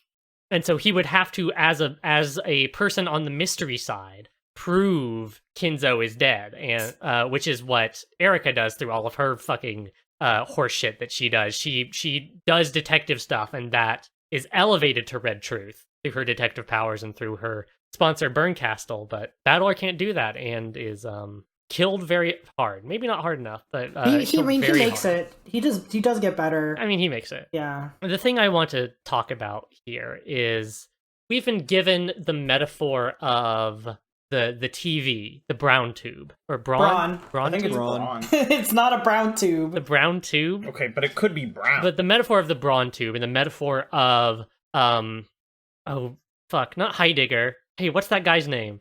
The cat box. Schrodinger's. Heidegger's box. Yes. Were you about to say Hempel's raven? No, Heidegger is a scientist of some sort. I don't know. Heisenberg's math. Yeah, Heisenberg's box. We've been given these metaphors for the game board, and the game board as a thing that is the truth isn't yet proven on the game board. And so if the truth isn't yet proven, that means truth as we understand it doesn't exist within the confines of the game board. The game board is a place that truth is impressed upon, and that's what the mystery versus fantasy fight is. It's arguing about an interpretation of the game board. It's arguing that, you know, the fantasy side is trying to impress like a fantasy understanding of the events onto this game board. And the mystery side, you know, which we only really see here for the first time instead of anti-fantasy, is trying to fit the game board, I guess is another way to put it, fit it into the mold of a mystery story. And, you know, this like literalizes the metaphor of truth as something that is like created, as something that is found, as something that is like established by humans, you know? The classic example is like if a tree falls in a forest and no one is around to hear it, does it make a sound, right? Like the idea that it is human perception that creates our reality, that it allows us as people to move through the world is through a truth that we arrive at, and a truth we agree upon, and a truth that we manifest ourselves, not necessarily one that exists in some kind of pre-human world. And of course, there's the obvious counterpoint to that, where you can just say, well, actually, no, that rock exists. If that tree falls, maybe it didn't register on someone's eardrums, but like the air still compressed in such a way that the laws of physics literally, like, there are certain immutable truths about the world. And Umineko knows that, because at the same time that, you know, Erika is creating her truth that Natsui is the culprit, at no point during that, even when that truth has been solidified as the truth of the game board, at no point does Natsui ever cop to being the person who murdered everybody. She cops to something, but she never cops to the murder. And so even Umineko's like fucking dualisms that it's obsessed with, not only does it like honor like the idea that truth is something that is like created between people, but also that truth is something, there are truths that exist. There are single truths. There are truths about the world, you know, and what the line between those is, and how do you meaningfully and in good, you know, in good faith and with good intentions synthesize those two things?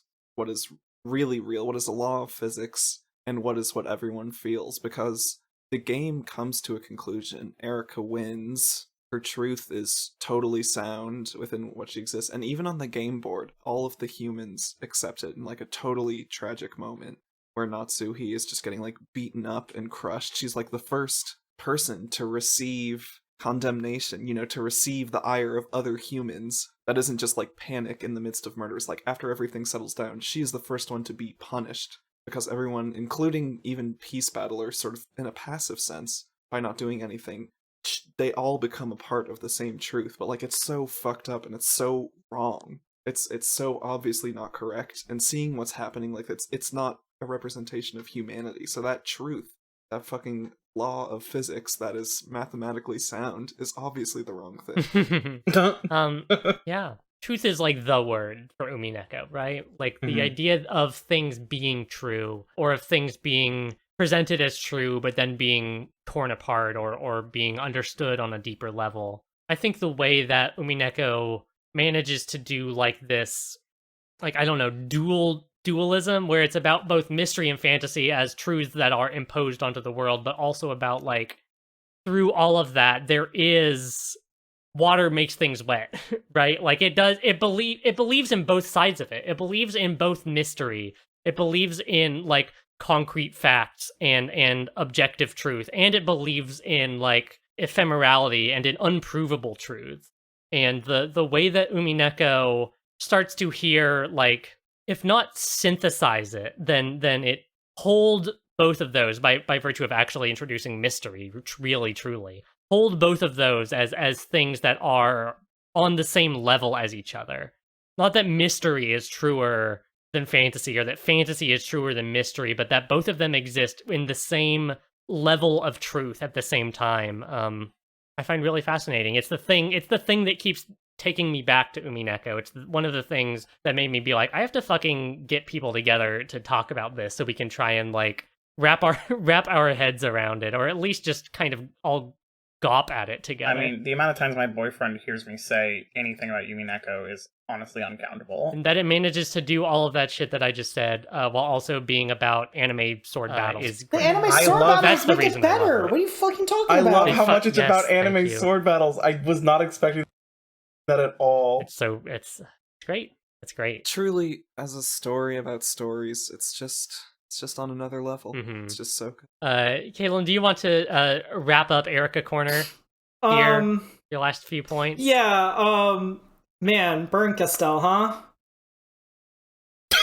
Is that it? I love that she's officially the villain. Like, we did not have a villain before this point in this game, because we were all kind of rooting for Beatrice anyway, and now Burncastle is truly just... it is so, like, I do think their relationship is interesting. Like, the nicest thing Burncastle ever says to Erika is, "You are me," and the meanest thing she says to Erika is, "You are not me." Burncastle's entire, like, consideration of Erika's existence is just as a reflection of her, and, like, as literally just as a tool for Burncastle to use. Yeah. It's interesting. I'm very curious to see how that gets iterated on. That's sort of Erika's perception of it, Yeah. too, Yeah. though. She's totally buying into it, right? Yeah, it's oh my god, it's terrible. Please get a room. Like, it is so fascinating that, like, Burncastle, like, appears to have crafted Erika out of whole cloth with no history before her or no future for afterwards. She is someone who exists solely to resolve, like, the mystery, like, what happens in Rokkenjima, right? And she makes someone who sucks as much as Erika does. It reminds me of when I was a kid and I made like a Sona, like, you know, like all kids do. But like, I learned what a Mary Sue was, so I didn't want to do that. So I just made like all my least favorite traits ever, and I made that my main role playing character. Oh my god! And that's what happened. Like, that's not what happened with Erika because they have too much in common. But it does remind me of that a lot. Burncastle's a bad mom. Literally. An adorable daughter. Aha, yay. Sends you to the fuck minds to die. I'm trying to steer clear of recap, but there is one particular point that we definitely need to recap here, which is Natsuhi's confession. She never confesses to the murders, but she does confess to something. She confesses to a murder. She confesses to like 2 murders. To a double homicide. She doesn't even fucking consider the servant she killed as a murder. Like, at any point, she only refers to it as a murder because she doesn't fucking consider her servants to be people. Absolutely. What a girl boss. Well, it was one act that caused the deaths of 2. Is that a murder or 2 murders? She only ruminates on regrets the child that died. Like, all of her, like, time, like, reminiscing on this is about the kid and not the fucking adult human being that also died. Yeah. I mean, Natsuhi is definitely the mom that is painted in the best light out of any of them. I think maybe including Kyrie. But I don't think that's true. She's still, well, okay. I do. But she's still compromised. Like, and I love that Umineko never shies away from even having, like, its most sympathetic adult character have, like, just this total vileness be a part of her. I think that's true of all the Umineko moms, is that they are all sympathetic, but they're all truly vile people. It's very cool. Some of them are more vile than others. Yeah, you're right. Sorry, I actually spent the entire 2 hours, I just completely forgot Rosa existed until about 3 seconds ago. That's a bliss. That's honestly I was doing bliss. great. I forgot about her.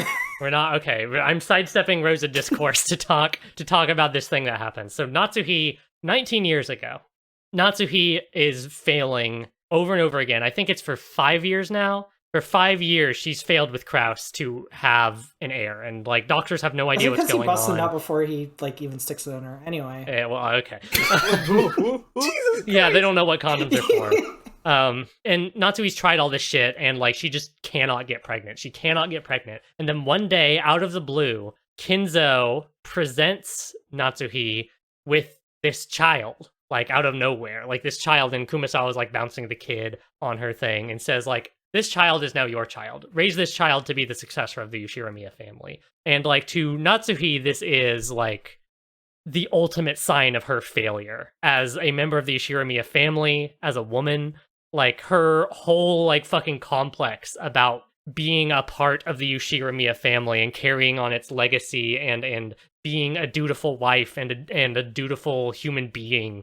Everything crashes down around this kid. So one day, a few days after the kid has been around, she orders a servant to take the kid and go, or does she go and she has the servant and kid with her? Ultimately? I think it's she goes and she has the servant kid with her. Yeah. But she witnesses it happen, so she has to be there. Yeah, totally. I mean, she more than witnesses it. And like, we're told a version of this story at the beginning of the episode or kind of in the middle of the episode, where Natsuhi sends the servant and the kid away, and the servant and kid fall off a cliff, like, just while they are walking through a part of the woods. And of course, like, Beatrice dresses it up and says, I did it. I lured them off the cliff. Ha ha ha, I'm Beatrice. You don't have to worry, Natsuhi. You can scapegoat it all onto me. Worry about it. It's all my fault. It's not your fault. This is what witches are for. But of course, at the very end, after she's been cornered by Erika and beat within an inch of her life by fucking Ava, she admits to that she pushed the servant and therefore the servant and kid off the cliff herself, and that she thinks that this is what the man from 19 years ago, that kid somehow survived or something, and is blackmailing her and is framing her to get her to like admit that this thing happened, that she did this, and she's like, you know, fucking crying her eyes out, and it's like, you know, truly horrible. And that's pretty much where the episode itself ends, and then Battler says it's useless, it's all useless, and then the episode cuts and we get into the tea party and the hidden tea party. Quick question, people with the voice acting, is it just Battler who says that? Is it our Battler? Is it the same exact voice? It's Battler. It's just Battler. Something I think is interesting is that there are two or more characters that died by falling off of a cliff in the year 1967 on Rokkenjima. Mm-hmm. Pretty wild, right? Yeah, weird. Yeah, huh? weird. Weird that would happen, huh? That's a weirdly high amount of people who fall off cliffs and died on Rokkenjima that year. You go out in the wilderness, these things come onto you. Or you go off of things. Yeah, so this is, okay. The fifth game has ended, in theory. We've all finished the fifth game. So it's the answer arcs. Let's get into it a little bit. Yeah, answer thing. So throughout the game, we're getting, in addition to like the action of the game board, like kind of the replay that's happening, we're also getting these little asides where we go back to Battler and Beatrice and usually Virgilia in the Golden Land, and Virgilia talks to Battler kind of on Beatrice's behalf, and we get all of these red truths that tell us not so much, but also a whole lot. Virgilia says in red, Beatrice, this child, being Beatrice, this child has nothing to gain from having someone solve the epitaph. In the first place, the gold of the Golden Land belongs to this child. She had absolutely no need to make you find it for her, or to snatch it away herself. Whether the epitaph's riddle is solved or not, this child stands nothing to gain at all. Which, of course, Battler then logics out, like, well, if the epitaph is worth nothing, and the epitaph, solving the epitaph is worth nothing to Beatrice, and in the letter, the epitaph is presented as being equal in value to the murders, because if you solve the epitaph, the murders stop. So then, except for all the times it doesn't happen, but yeah, that's true. Yeah, well, but for speaking for Beatrice, because we know the culprit of the third game is Ava. We like literally know that, like that we saw that happen.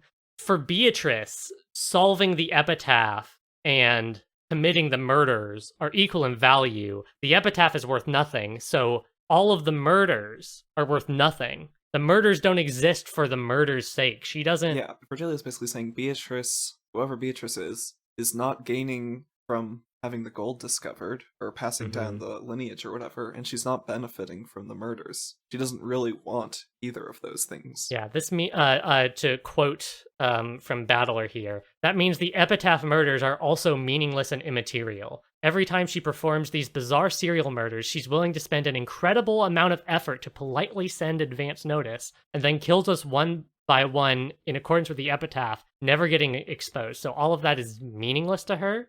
All of the epitaph, this is the narration, all of the epitaph murders are like she's strangling her own neck, making it harder to succeed in the serial murder she's attempting.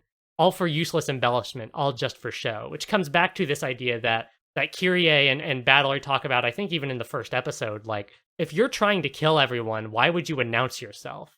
If you earnestly want to murder everybody on the island, you wouldn't send a letter being like, haha, I'm going to kill you all, and then very slowly kill everyone.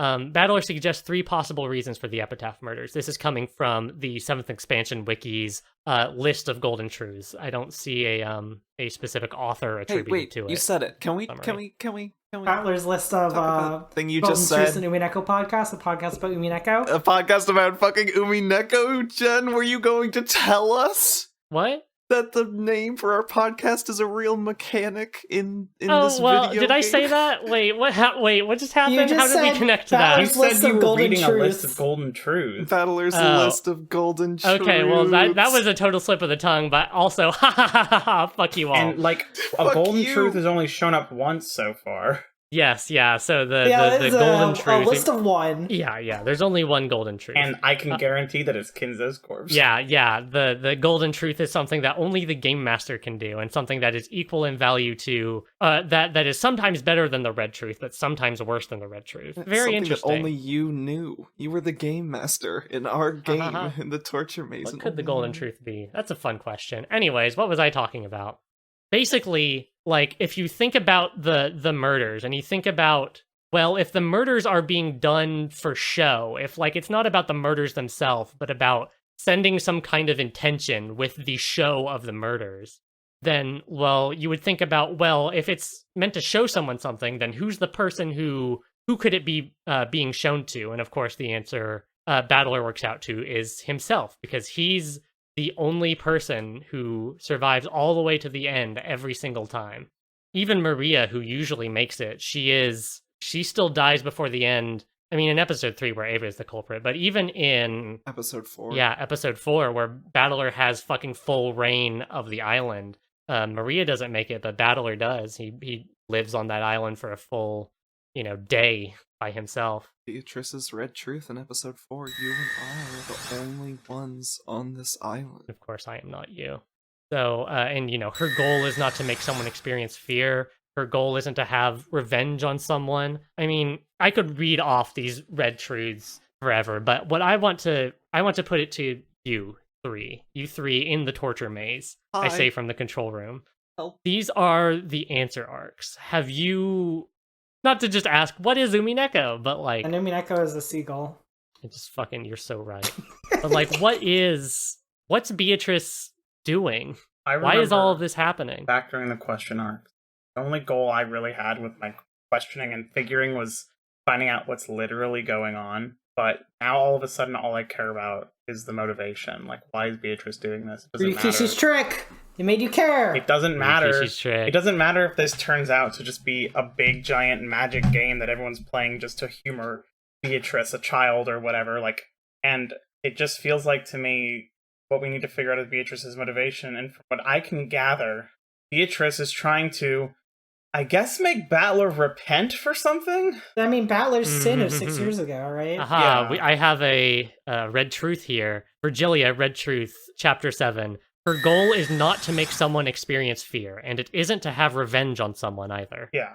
So, I mean, like, repentance isn't fear or revenge. So, like, clearly, she wants Battler to realize something he's done wrong and make amends, I think. This is where it gets so twisted for me, because through the course of this episode, I developed a really strong idea of who and what, for who the culprit is, who Beatrice is, that sort of thing, but the why still escapes me. I have, like, vague narrative shapes associated with the sort of mystery deductions I've made, but like I feel like we can't know yet. You know, if this, here's my big question. The best answer I can give your question, Jen, is another question, which is not to deflect, but is to like, this is where I'm at with that question right now, is are Beatrice and the culprit TM, the murderer, the killer, are those two things the same people? Beatrice would have you believe that. That is a very astute question. Beatrice's red truth, Beatrice's final red truth, Beatrice's ultimate question to Battler before she goes into fucking non-responsive mode is like, who am I? Who am I? You know, who is Beatrice? What is she doing here? That's the ultimate question, is to identify her. And from there, different things trickle down. But then, you know, what does that have to do with murdering? Literally, actually murdering 18 people. What is that in service of that identification? Is that it? Is it literally a process of elimination? Is why she's murdering these people? So that Battler can remember whatever happened 6 years ago. I don't think that works, though. Take some meaningful action. Not even repent, but like take an action about it. Remember and take action. Remember and act on that in some way. Is that a culprit? Can Beatrice be the culprit? Especially with who I. So okay, for your specific question of like, how does that final red truth, that final puzzle fit? I'm going to point to an earlier moment in episode 4 where Battler and Beatrice are meeting on the game board, right? And Beatrice there in her schoolgirl uniform is shouting down to Battler, repent for your sin, and Battler says he doesn't remember. And Beatrice in the schoolgirl uniform speaks to another Beatrice that appears, that is Beatrice in the dress. And Beatrice in the schoolgirl uniform says, I'm going to leave everything to you. I want to leave the game board. And, you know, Beatrice in the dress acquiesces, and the schoolgirl Beatrice turns and leaves. And that's the last we see of Peace Beatrice, yes. Yeah, and then everything from there is Beatrice in the dress. Beatrice, sure. Yeah. Or, well, there's definitely something happening there. Who am I is a question that is asked by a specific...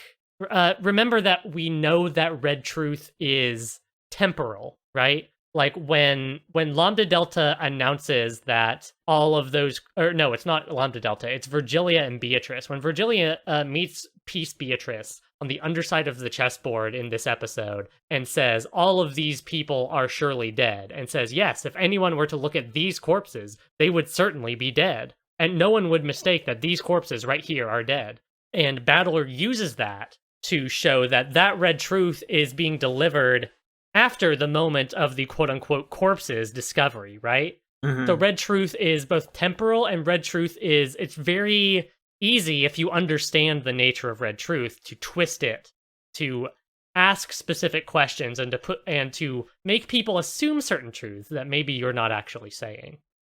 Or to make people make assumptions about who's present, or make people make assumptions about the current state of the game that are in fact not actually true. Who am I think has, of course, like a lot of thematic resonance for fucking Beatrice's whole thing, but also is a specific question that is being asked at a specific time on the game board.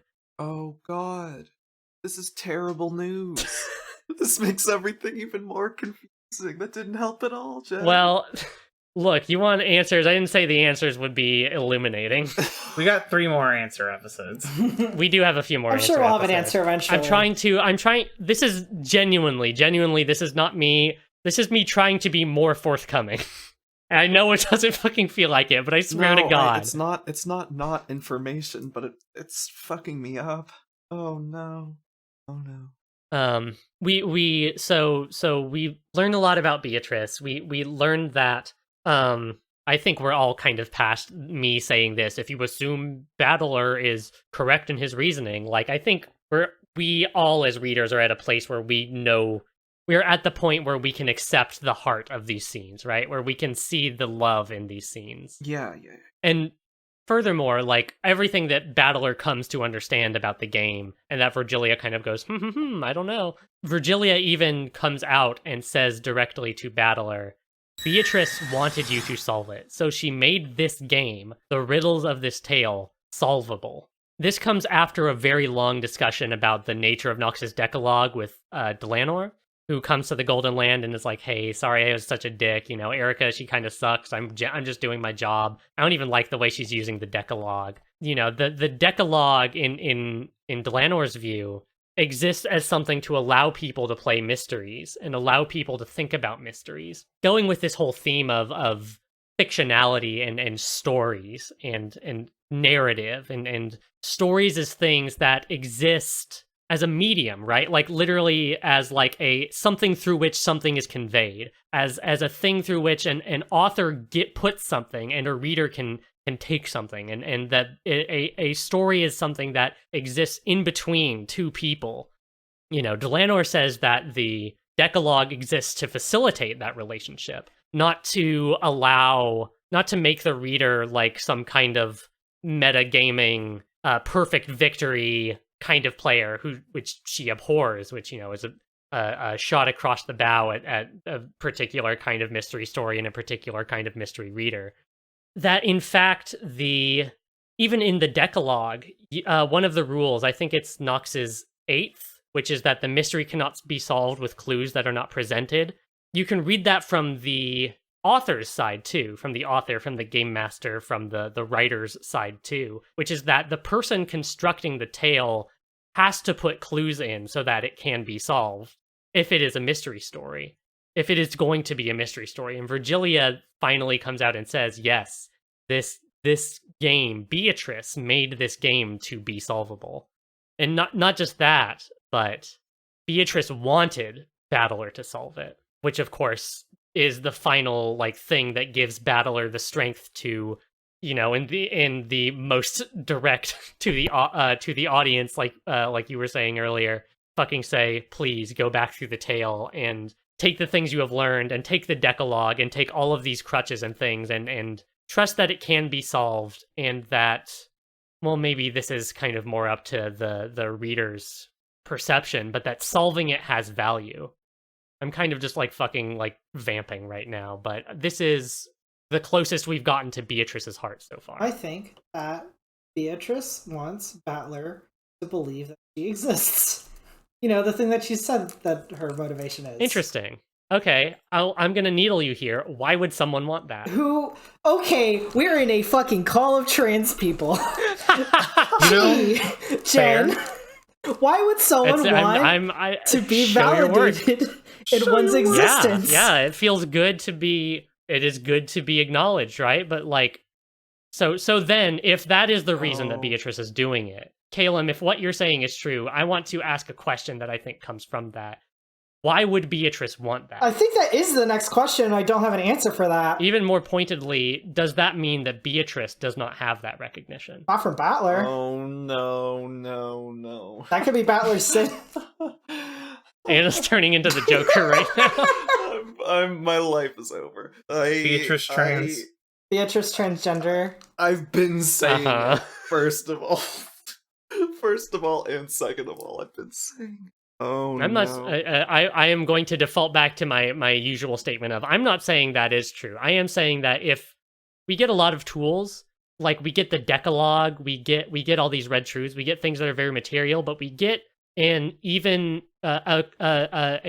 tool I think that's easier to miss, which is that it is good to think things through, and it's good to ask the question that comes after that statement and see if the answer continues to be in accordance with what you do already know.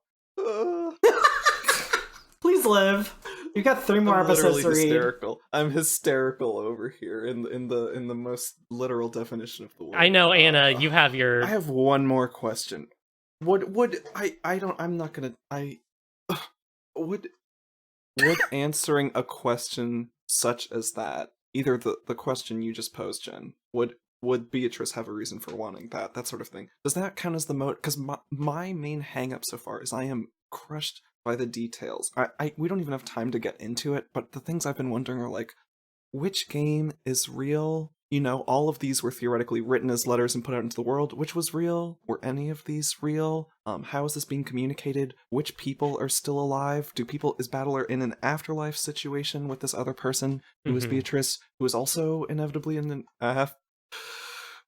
No. That's bad news. These are all horrible questions that are answering themselves to me as I ask them. But like there's so many questions I have still about the mechanics of this game and the details of it, but like I can come up with something shaped like a motive, but like I can't be like, this happened in this person's past. I can't social psychology mystery, Right, totally. I don't have all of the pieces of their backstory. I don't have the culprit's monologue, I don't have the why to that degree. I just have something shaped like a motive. Does that count as why? One, to beat this dead horse a little bit, Ryukishi's official stance is that if you come to an answer yourself, then that is good enough. It ain't for me. Okay. Setting that thing that I have to say aside, I'm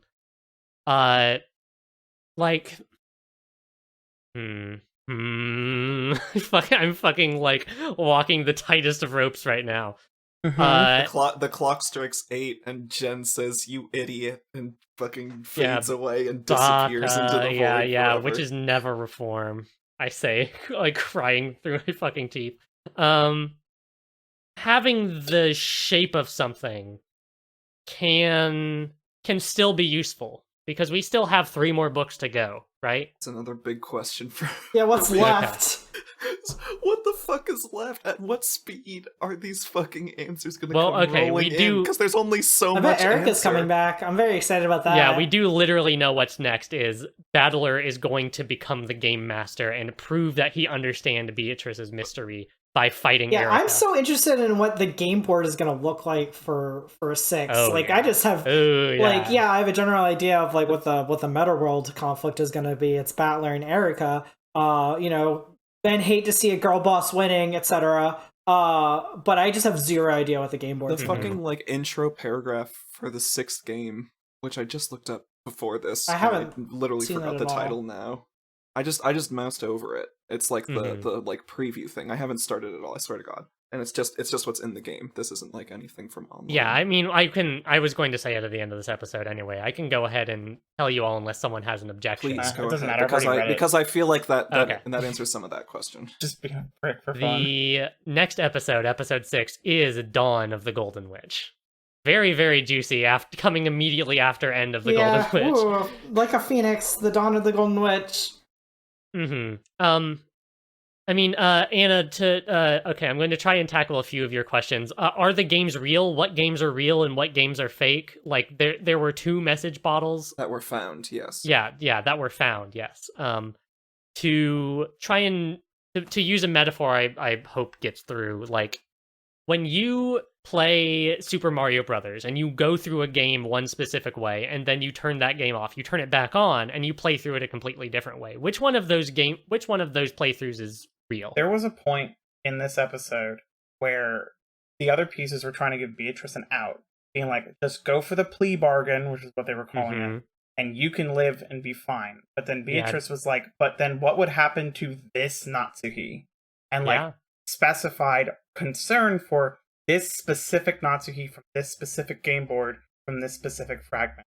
It sounds like the idea is that all of them are real in their own way. Yes, yeah, like literally the superposition of truths, right? This goes back to Higurashi, where the like concept of the fragments, the kakera, first comes from. But basically, if we assume it works the same way it does in Higurashi, which we don't necessarily have to, but to just use that as a base, to use that as a crutch, each of these worlds like goes on and continues to exist after the span of time that is the game board. And so, like, in a way, like, none of them is more real than another. They're all just in the same way that no playthrough of Mario or no playthrough of Dark Souls or no playthrough of whatever is more real than another. They are all possibilities that are contained within the rule set that is the game that you're playing. So, like, the point of Umineko, I mean, literally, this is, like, told to us in multiple books, including this one, is, like, going back through every single tale and seeing the riddles and using the knowledge that we've accumulated so far, like the unshakable red truth that we've accumulated so far. And here's one. I've been wanting to like poke this at someone, but it's but I haven't fucking gotten to yet. So here at the end of episode 5, I'm going to pose a question.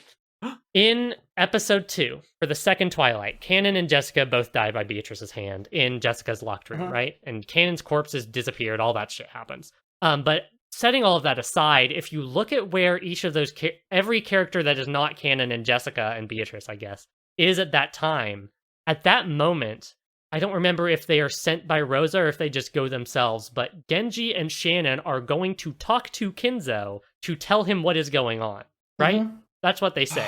We know that to be literally untrue. We know that they can't be doing that because both of them know that Kinzo is dead. Oh, lies down on the floor. So, like, what were those two doing? This is a kind of reasoning that you can take through all of Umineko at this point. Even literally only using Kinzo. Like, and not to speak of, like, a million other things you can start to think of and maybe start to piece together. We loop back around to Izzy was right. Izzy was right. Well, we'll see how right you were. We have a whole 3 books to see how right Izzy was. Everyone, the way... Here's another one of my fucking tiresome metaphors about truth.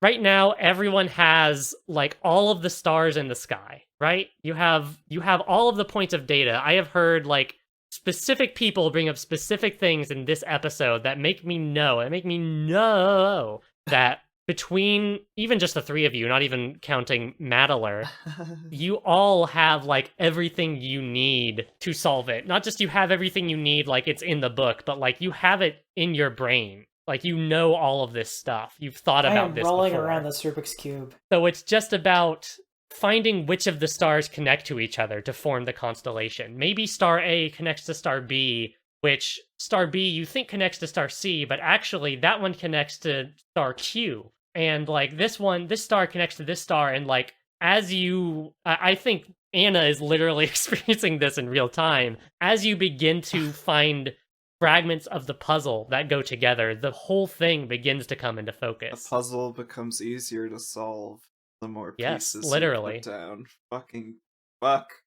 Well, here we are. Yay! Here we are. The start of the answer arcs, the end of the learning. I have called episode 5 the point of no return, because I think at this point, nothing is spelled out to you, but you have ample clues and ample, like, so many different tools and so much different knowledge to start to piece things together yourself. And the answer arcs continue to be answer arcs after this, so we'll certainly see what happens. We're really in it now. We're in it. We're in it now, Beatrice. Oh, Beatrice. We don't have time right now, but I want to let it be known that I'm ready to solve Clue. Mm-hmm. Yeah, you've got your little notepad all checked off. I pick up the envelope and I say my stupid thing and I open it up and then I explode. That's where I'm at. I made it. After finishing episode 5, it was the first time I actually, like, felt motivated to reread the question arcs, because I was like, I actually feel like I can maybe do this. At least, like, I'm going back through the wiki and, like, reading through the, like, mystery summaries, at least. Can I ask you something? Yours. Why do you feel motivated to go back? Part of it is because it felt like Ryukishi looked me directly in the eyes and said, please, try. And a lot of this episode is about telling us and saying the battler that, and it explicitly made an equivalency between death and not thinking anymore. Saying that this person is is dead because they're not thinking, and because they're not thinking, they are dead. So if they begin to think, they'll be back to life. And that's why Battler came back. And I was thinking about, I was coming up with big theories, but I had honestly just thrown away, even the thought of, trying to solve a lot of the more nuance, which is a lot of what you were telling us way back in the day. And pounding on my floor. And something that really helped, honestly, was just the extra tool of the crutch of the Decalogue. Yeah. Yes, definitely. Because I was still thinking so much about, Devil's Proofs and stuff. And then this one was stop thinking about Devil's Proofs. Shut up about Devil's Proofs. Mm-hmm. Don't just try to disprove Beatrice. Try to prove something else. Yeah. Yeah. But, an author can put that kind of appeal into a book, any mystery novel can do that. Literally every mystery novel does that, if you accept the detective proclaiming it's time to reveal the murder as a sort of signal to the reader to, you can solve this by now. But why did you go back? Like not just because he asked you, but what was that? Why did you believe him? I don't know. It just, his writing feels so earnest. Like, it's one of the few times I could really feel the author behind the work. And I've been with this guy for 5 books now. Literally, yes. Yeah. And it just feels like God. I would be doing a disservice if I just went on to episode 6 and was just like, well, whatever. Like, it feels like the medium itself, I would be enjoying it more if I went and tried again. And I believe Ryukishi because at this point, I don't feel like Ryukishi's trying to pull the rug out from under me. Mm-hmm. He's finally earned your trust. I do trust him. I trust him, and we have this relationship of trust now, and I want to go back and solve it because I just feel like I can trust that it's solvable. Yeah. Get Ryukishi. I love Beatrice. I fucking care about her so much. This whole time I've believed in magic since the start. Now I don't believe in magic anymore, but I want to know who she is and what the fuck she was thinking and what she needed. You know, I want to help her. She needs to be helped and I need to reach her this way. Now that I know that I have the tools, and I sort of felt this way after episode 4, but at that point I was truly too flavor blasted. Like now, being refreshed, having a moment to breathe, being given these extra tools and this insight, like, I have to help her. I have to know. You know, I'm invested now. I'm the reader. I'm the player now. I'm not watching Battler play. I have to know. I would like to thank I care her. Ryukishi07 for giving me Erika. Thank you. Evil. Oh. God bless. Yeah, this whole exchange between Delanor and Virgilia and Battler is literally just them kind of musing on the idea of mystery novels. Like, it truly gets, like, in your face meta, like, about the idea of, like, what does it mean to write a mystery novel? What does it mean to create a puzzle that literally exists to be solved? You know? What is it to play a game with someone else? Why would you do that? For some reason, at this point, I just feel like if I continue, it'll be like if I just shrugged and said, I'm just going to look it up on the wiki. And I think there is a point where you will, like, feel it. Even if you don't have all of it, and even if the things you do have are not fully correct, like, you know, writing something to be solvable isn't just, in a work like Umineko, is not just about, like, giving you the clues to the mystery, right? This is a mystery, not just about, like, how were the murders take place and why did they take place, but, like, the why is so big and expansive and tied up in this person we know so much and so little about, Beatrice. So, you know, the clues that are inside of the narrative are not only about, like, the literal mechanical murders, the logic puzzle of it all, but that emotional mystery of who is this person and why did she do this and what is all of this. Without love, it cannot be seen. Oh, and we're about to see so much. Thank you all, everybody. Should I sum up okay, so the end of this episode, I mean, I've already said it, but the Battler wakes up. Beatrice dies is the thing I wanted to say, is that player Beatrice finally, like, really, truly dies. And Battler, of course, revives just in time to see her, like, fucking final golden butterfly fading away. The real Romeo and Juliet moment. Yeah, it's pretty tragic. But then instead of killing himself, Battler has an epic anime fight and becomes the endless sorcerer and challenges Erika, etc., etc. But I wanted to make sure I got out that Beatrice dies in this one and everything that we were just talking about. End of the Golden Witch, and after that comes the dawn. I guess. Dawn of the Golden Witch, episode 6, will be happening next time on Golden Truth, the Umineko podcast. Thank every single one of you for showing up. Always a pleasure. And you know, letting my stupid bit drop. The half a year it's been since we've done this. I'm very glad to get to do it again. I have missed doing this podcast so bad. Oh, yeah, fun. Next one has to be next month because I can't wait. We're in it. We're as I've said before, we are circling the drain now. There's nowhere to go but in. Really quick, we did get a couple of emails. We don't have time to get into them necessarily right now, but I did want to give a couple shout outs to Keyshawn, Kieran, and Victoria, who all sent emails that I did not reply to, so I wanted to shout you out on the podcast. We got a question of if we would do like a post episode 8 episode.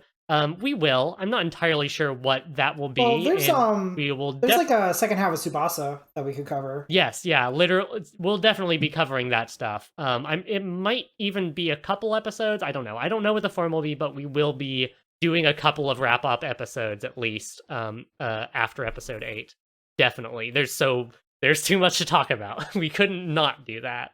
You can find us on @GoldenTruthsPod on Twitter and Tumblr. You can find us now on YouTube. If you search Golden Truths, the Umineko podcast, we're on there. If you're a fucking sicko that listen to podcasts on YouTube. No, we love you. You can send us emails.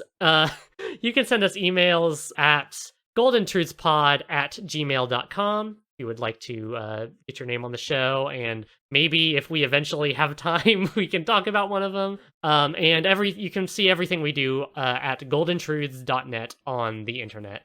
Caelum, where can people find you? You can find me at Twitter at Hivum, that's HIVE2M. That's it. Wahoo! Isabelle, where can people find you? Hi, I'm Izzy Timestream on pretty much everything. I mostly just use Tumblr. You might, if you're lucky, see me streaming on Twitch, twitch.tv/IzzyTimestream, but I haven't streamed in a while. I'm on hiatus right now until my life gets back together. Oh, for sure. Yeah. And you can follow me on Twitter at Kebs with 4 Bs, KEBBBBS, or on Tumblr at Daihenshin, DAIHENSHIN. Bye, everybody. You can't find and Anna, you can find on the floor crying. Just crumple up a piece of paper, throw it to the wind, and scream Anna's name, and you'll find it. Thank you all so much. Thank you for listening. We will see you next time. And thank you to Matt, even though he's not Matt. here. Sometimes I still think I hear his voice. We miss you so much. This time around, I can't wait to hear what you think, Matt. We need to know. There are so many times in this episode where I was like, Ryukishi is reaching through the screen and grabbing like Matt by the collar of his shirt. And I want to hear, like that, didn't it? Yeah, and I want to hear his reactions to this so badly. We love you, Matt. We're ready for you to come home. We're very ready. Until next time, sleep peacefully, my beloved witch, Beatrice.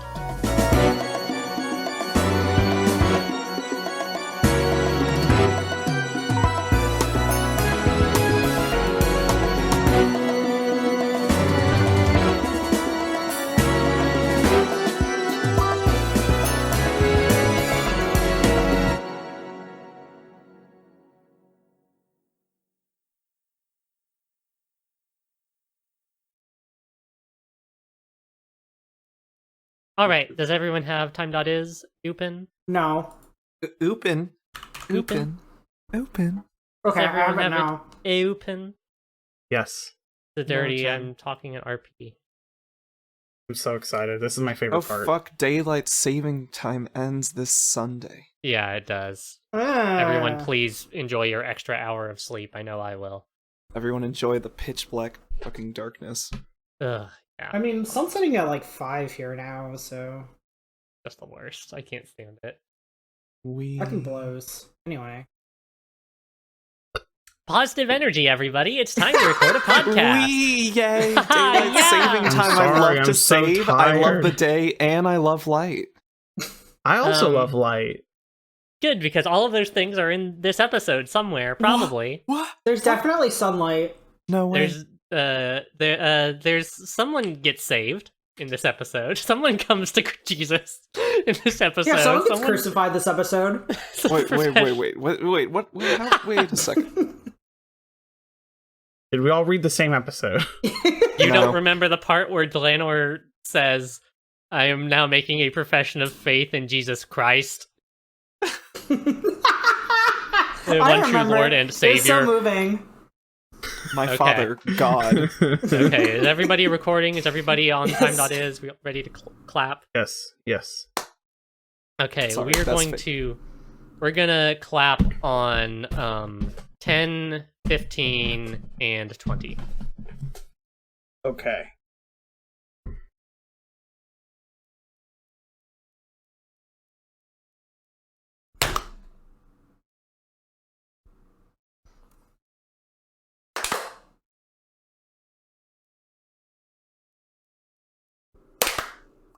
Wahoo!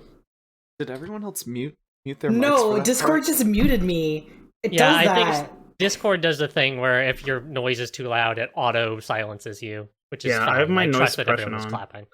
Yeah, I was clapping, and you'll be proud. I only clapped the prescribed 3 times. I clapped 4 times. This is the power we are afforded with Matt's unfortunate absence, is we can just have 3 claps and be done with it. Chaos abated, yes. Matt and I, our energies really bounced off each other, and we encouraged each other's bullshit, so you're gonna get a serious Izzy. Oh, yeah. I'm sort of scared at what that means. Yeah. All right. To learn. Okay, and with that fun transition, we're also taking a break right now. Oh, it's a break. Is it break time? Shoelaces, but the shoelaces, but the shoelaces. We're perfectly through. What? Nothing. Shoelaces. Thanks, I got them from the president. Okay. We're exactly halfway. We're exactly halfway. I forgot. All right, I'm gonna go feed my cat. Yeah, definitely. We're halfway through recording, so this just makes sense as a place to cut it. She has been. Yeah. I closed my door so she wouldn't cause problems, and she has instead been hitting my door meowing. And you definitely can't hear it over Discord, but you can absolutely hear it in my recording. It's very funny. She hasn't been doing it while I'm talking at least. But I'm gonna go feed Dolphin. We're back. Yay. So yeah, Dlenor is the best new character. I do love her. Totally. There's lots of more than Erika moments I like with her. I like what she says. There's so many moments. I want my fucking moments list, but I'm not gonna take our time doing that. I love when she says fucking, I also hate Erika. She just fucking says that. Yeah, not in any complicated way. She just puts that out there, and then she goes and kills Battler for Erika. Ugh, good. Yeah, totally. Putting the person who is the personification of the rules of detective fiction, saying I hate the way this person is playing, has a very particular resonance to it. I love what she has to say about fucking magic. That's maybe worth touching on. Oh yeah, definitely. Part of the end when we get down there. Yeah. Oh yeah. I'm also stepping up. I will be back in a moment.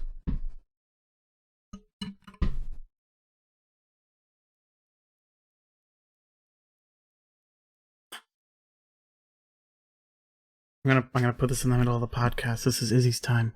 Marie is the best character of all time in this episode. It's a bunch of hooey. This one sucks because Marie is she has 2 lines. It's garbage. Yeah. And Beatrice doesn't get much either. I mean, Beatrice has a lot of really... Peace Beatrice gets a lot, but regular Beatrice doesn't get a lot, and it's really the best characters being a little shafted right now, but I'm sure it'll get better. Marie is the greatest!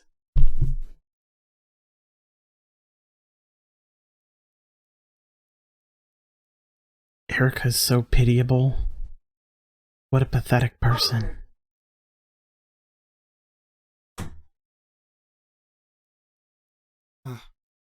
There are so many good... I'm gonna...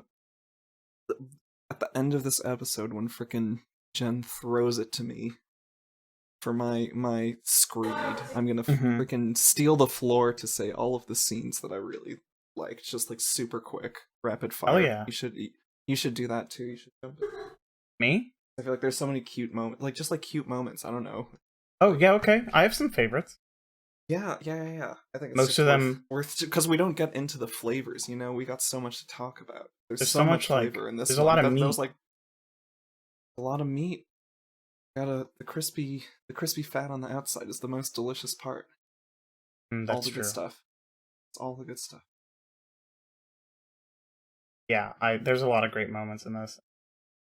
We always talk so much about the content, and I'm just but the cute shit. What about when this thing happened? What about when this sad thing happened? What about when this funny thing happened? I like it. Thank you for coming to my podcast. What about when this character showed that they were an entirely respectable person? What about when this character was horrible? Yeah. Literally, that's my version. The Anna Izzy Power Hour, where all we do is talk about the cute moments. I'm back. We just gush. We just fucking gush. My roommate was in the kitchen, so I explained what Umineko is to him. Did you say Umineko no Nakakorni really fast? No, I said Umineko when they cry. Every time I talk about Umineko to anybody, I make a point to say it Umineko no Nakakorni very fast because I think it's very funny. If I think someone is never going to check it out or look more deeply into it, I'll just call it when the seagulls cry. That just makes me stupid. One of my partners was literally like, is learning Japanese, and she was like, wait, oh my god, so is this book about like cats in the sea? And I'm like, it's literally called by the fandom, it's called Sea Cats. And she's like, what? And I'm like, yes, it is that. It's a deep, it's deep. It's also really not deep. enough Japanese to realize that Umineko, like Sea Cats, is the name for seagulls. No. that's where she's at. This is not to drag her. She's doing great. She's learning. Japanese is really hard to learn, to be fair. She's using multiple apps, you know. This is now a partner gush. Yay! I love to hear that. Again. I gave up on my one app I was using for Irish because I decided it sucked, and I just joined a Irish language Discord where everybody talks in Irish. I'm doing that instead. Nice. Are you learning much faster? I'm too afraid to talk, but I will lurk and read what they say. Yeah, I feel that. That helps. Yeah, it is helping a lot more with like real world like use of it instead of like the academic stuff I'm learning in Duolingo. Yeah, freaking sit down with a newspaper and a dictionary at the library shit, you know? Yeah, classic. That's the freaking modern day version. Plus I know how to say things like what is this word in Irish, and that helps. Did you know the word for word in Irish sounds like fucker? Fuck yeah. You picked good. Yeah. So what is it? It's say it.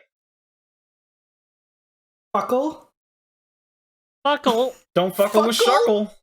My pronunciation is so bad. I don't want to be wrong. I'm gonna find. But dictionary is like fucklore. And there was a pretty popular like podcast about learning Irish that was called Motherfuckler. That's fine. Yeah, I'm ascending. It's so good. People. It's good. Fuckler was the name of that guy the Tumblr thought was sexy, right? Please. Spampton? Yeah, Spampton.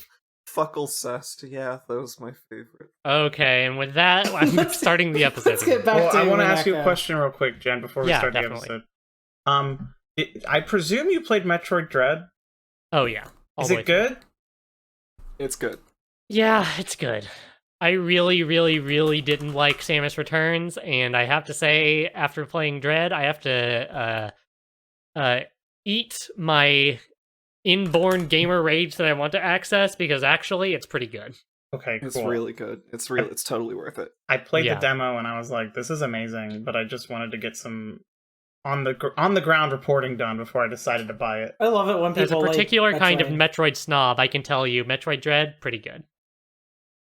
Yeah, most people I know that like Metroid Dread. We should start a Metroid Dread podcast. All right. I'm there. Welcome back to Metroid Truth. Metroid Truth. What is a Samus Aran podcast? A podcast about Samus Aran is Jewish. I'll say it in red. Okay, so we're picking up from right about here. We've covered up a few of these things through the thing. Do you think Izzy, you had that you wanted to talk more about the relationship between pieces and players. Do you want to hit this for a little bit? Yeah, I can talk about that. Yeah, I'm trying to think because we have like a little under an hour and a half left. That's real, Caelum. I want to make sure that we get to the meat of it all. Yeah. So okay. Yeah. Okay. Then okay, fuck. What did you say, Anna? Get back to talking about Umineko. I can take from that. Shoelaces. Let's shoes. Shoelace. What? What? What did I say? What were you talking about? Relationship between pieces and players, part 2. But what was shoelaces about? Tripping over one's own shoelaces is a violation of Nox's Decalogue. let's get back to failing to solve mysteries and talking about rules for doing that. Oh, that's what I said. Welcome back to Golden Truth. Welcome back to gaming. Man. Let's get back to talking about Umineko.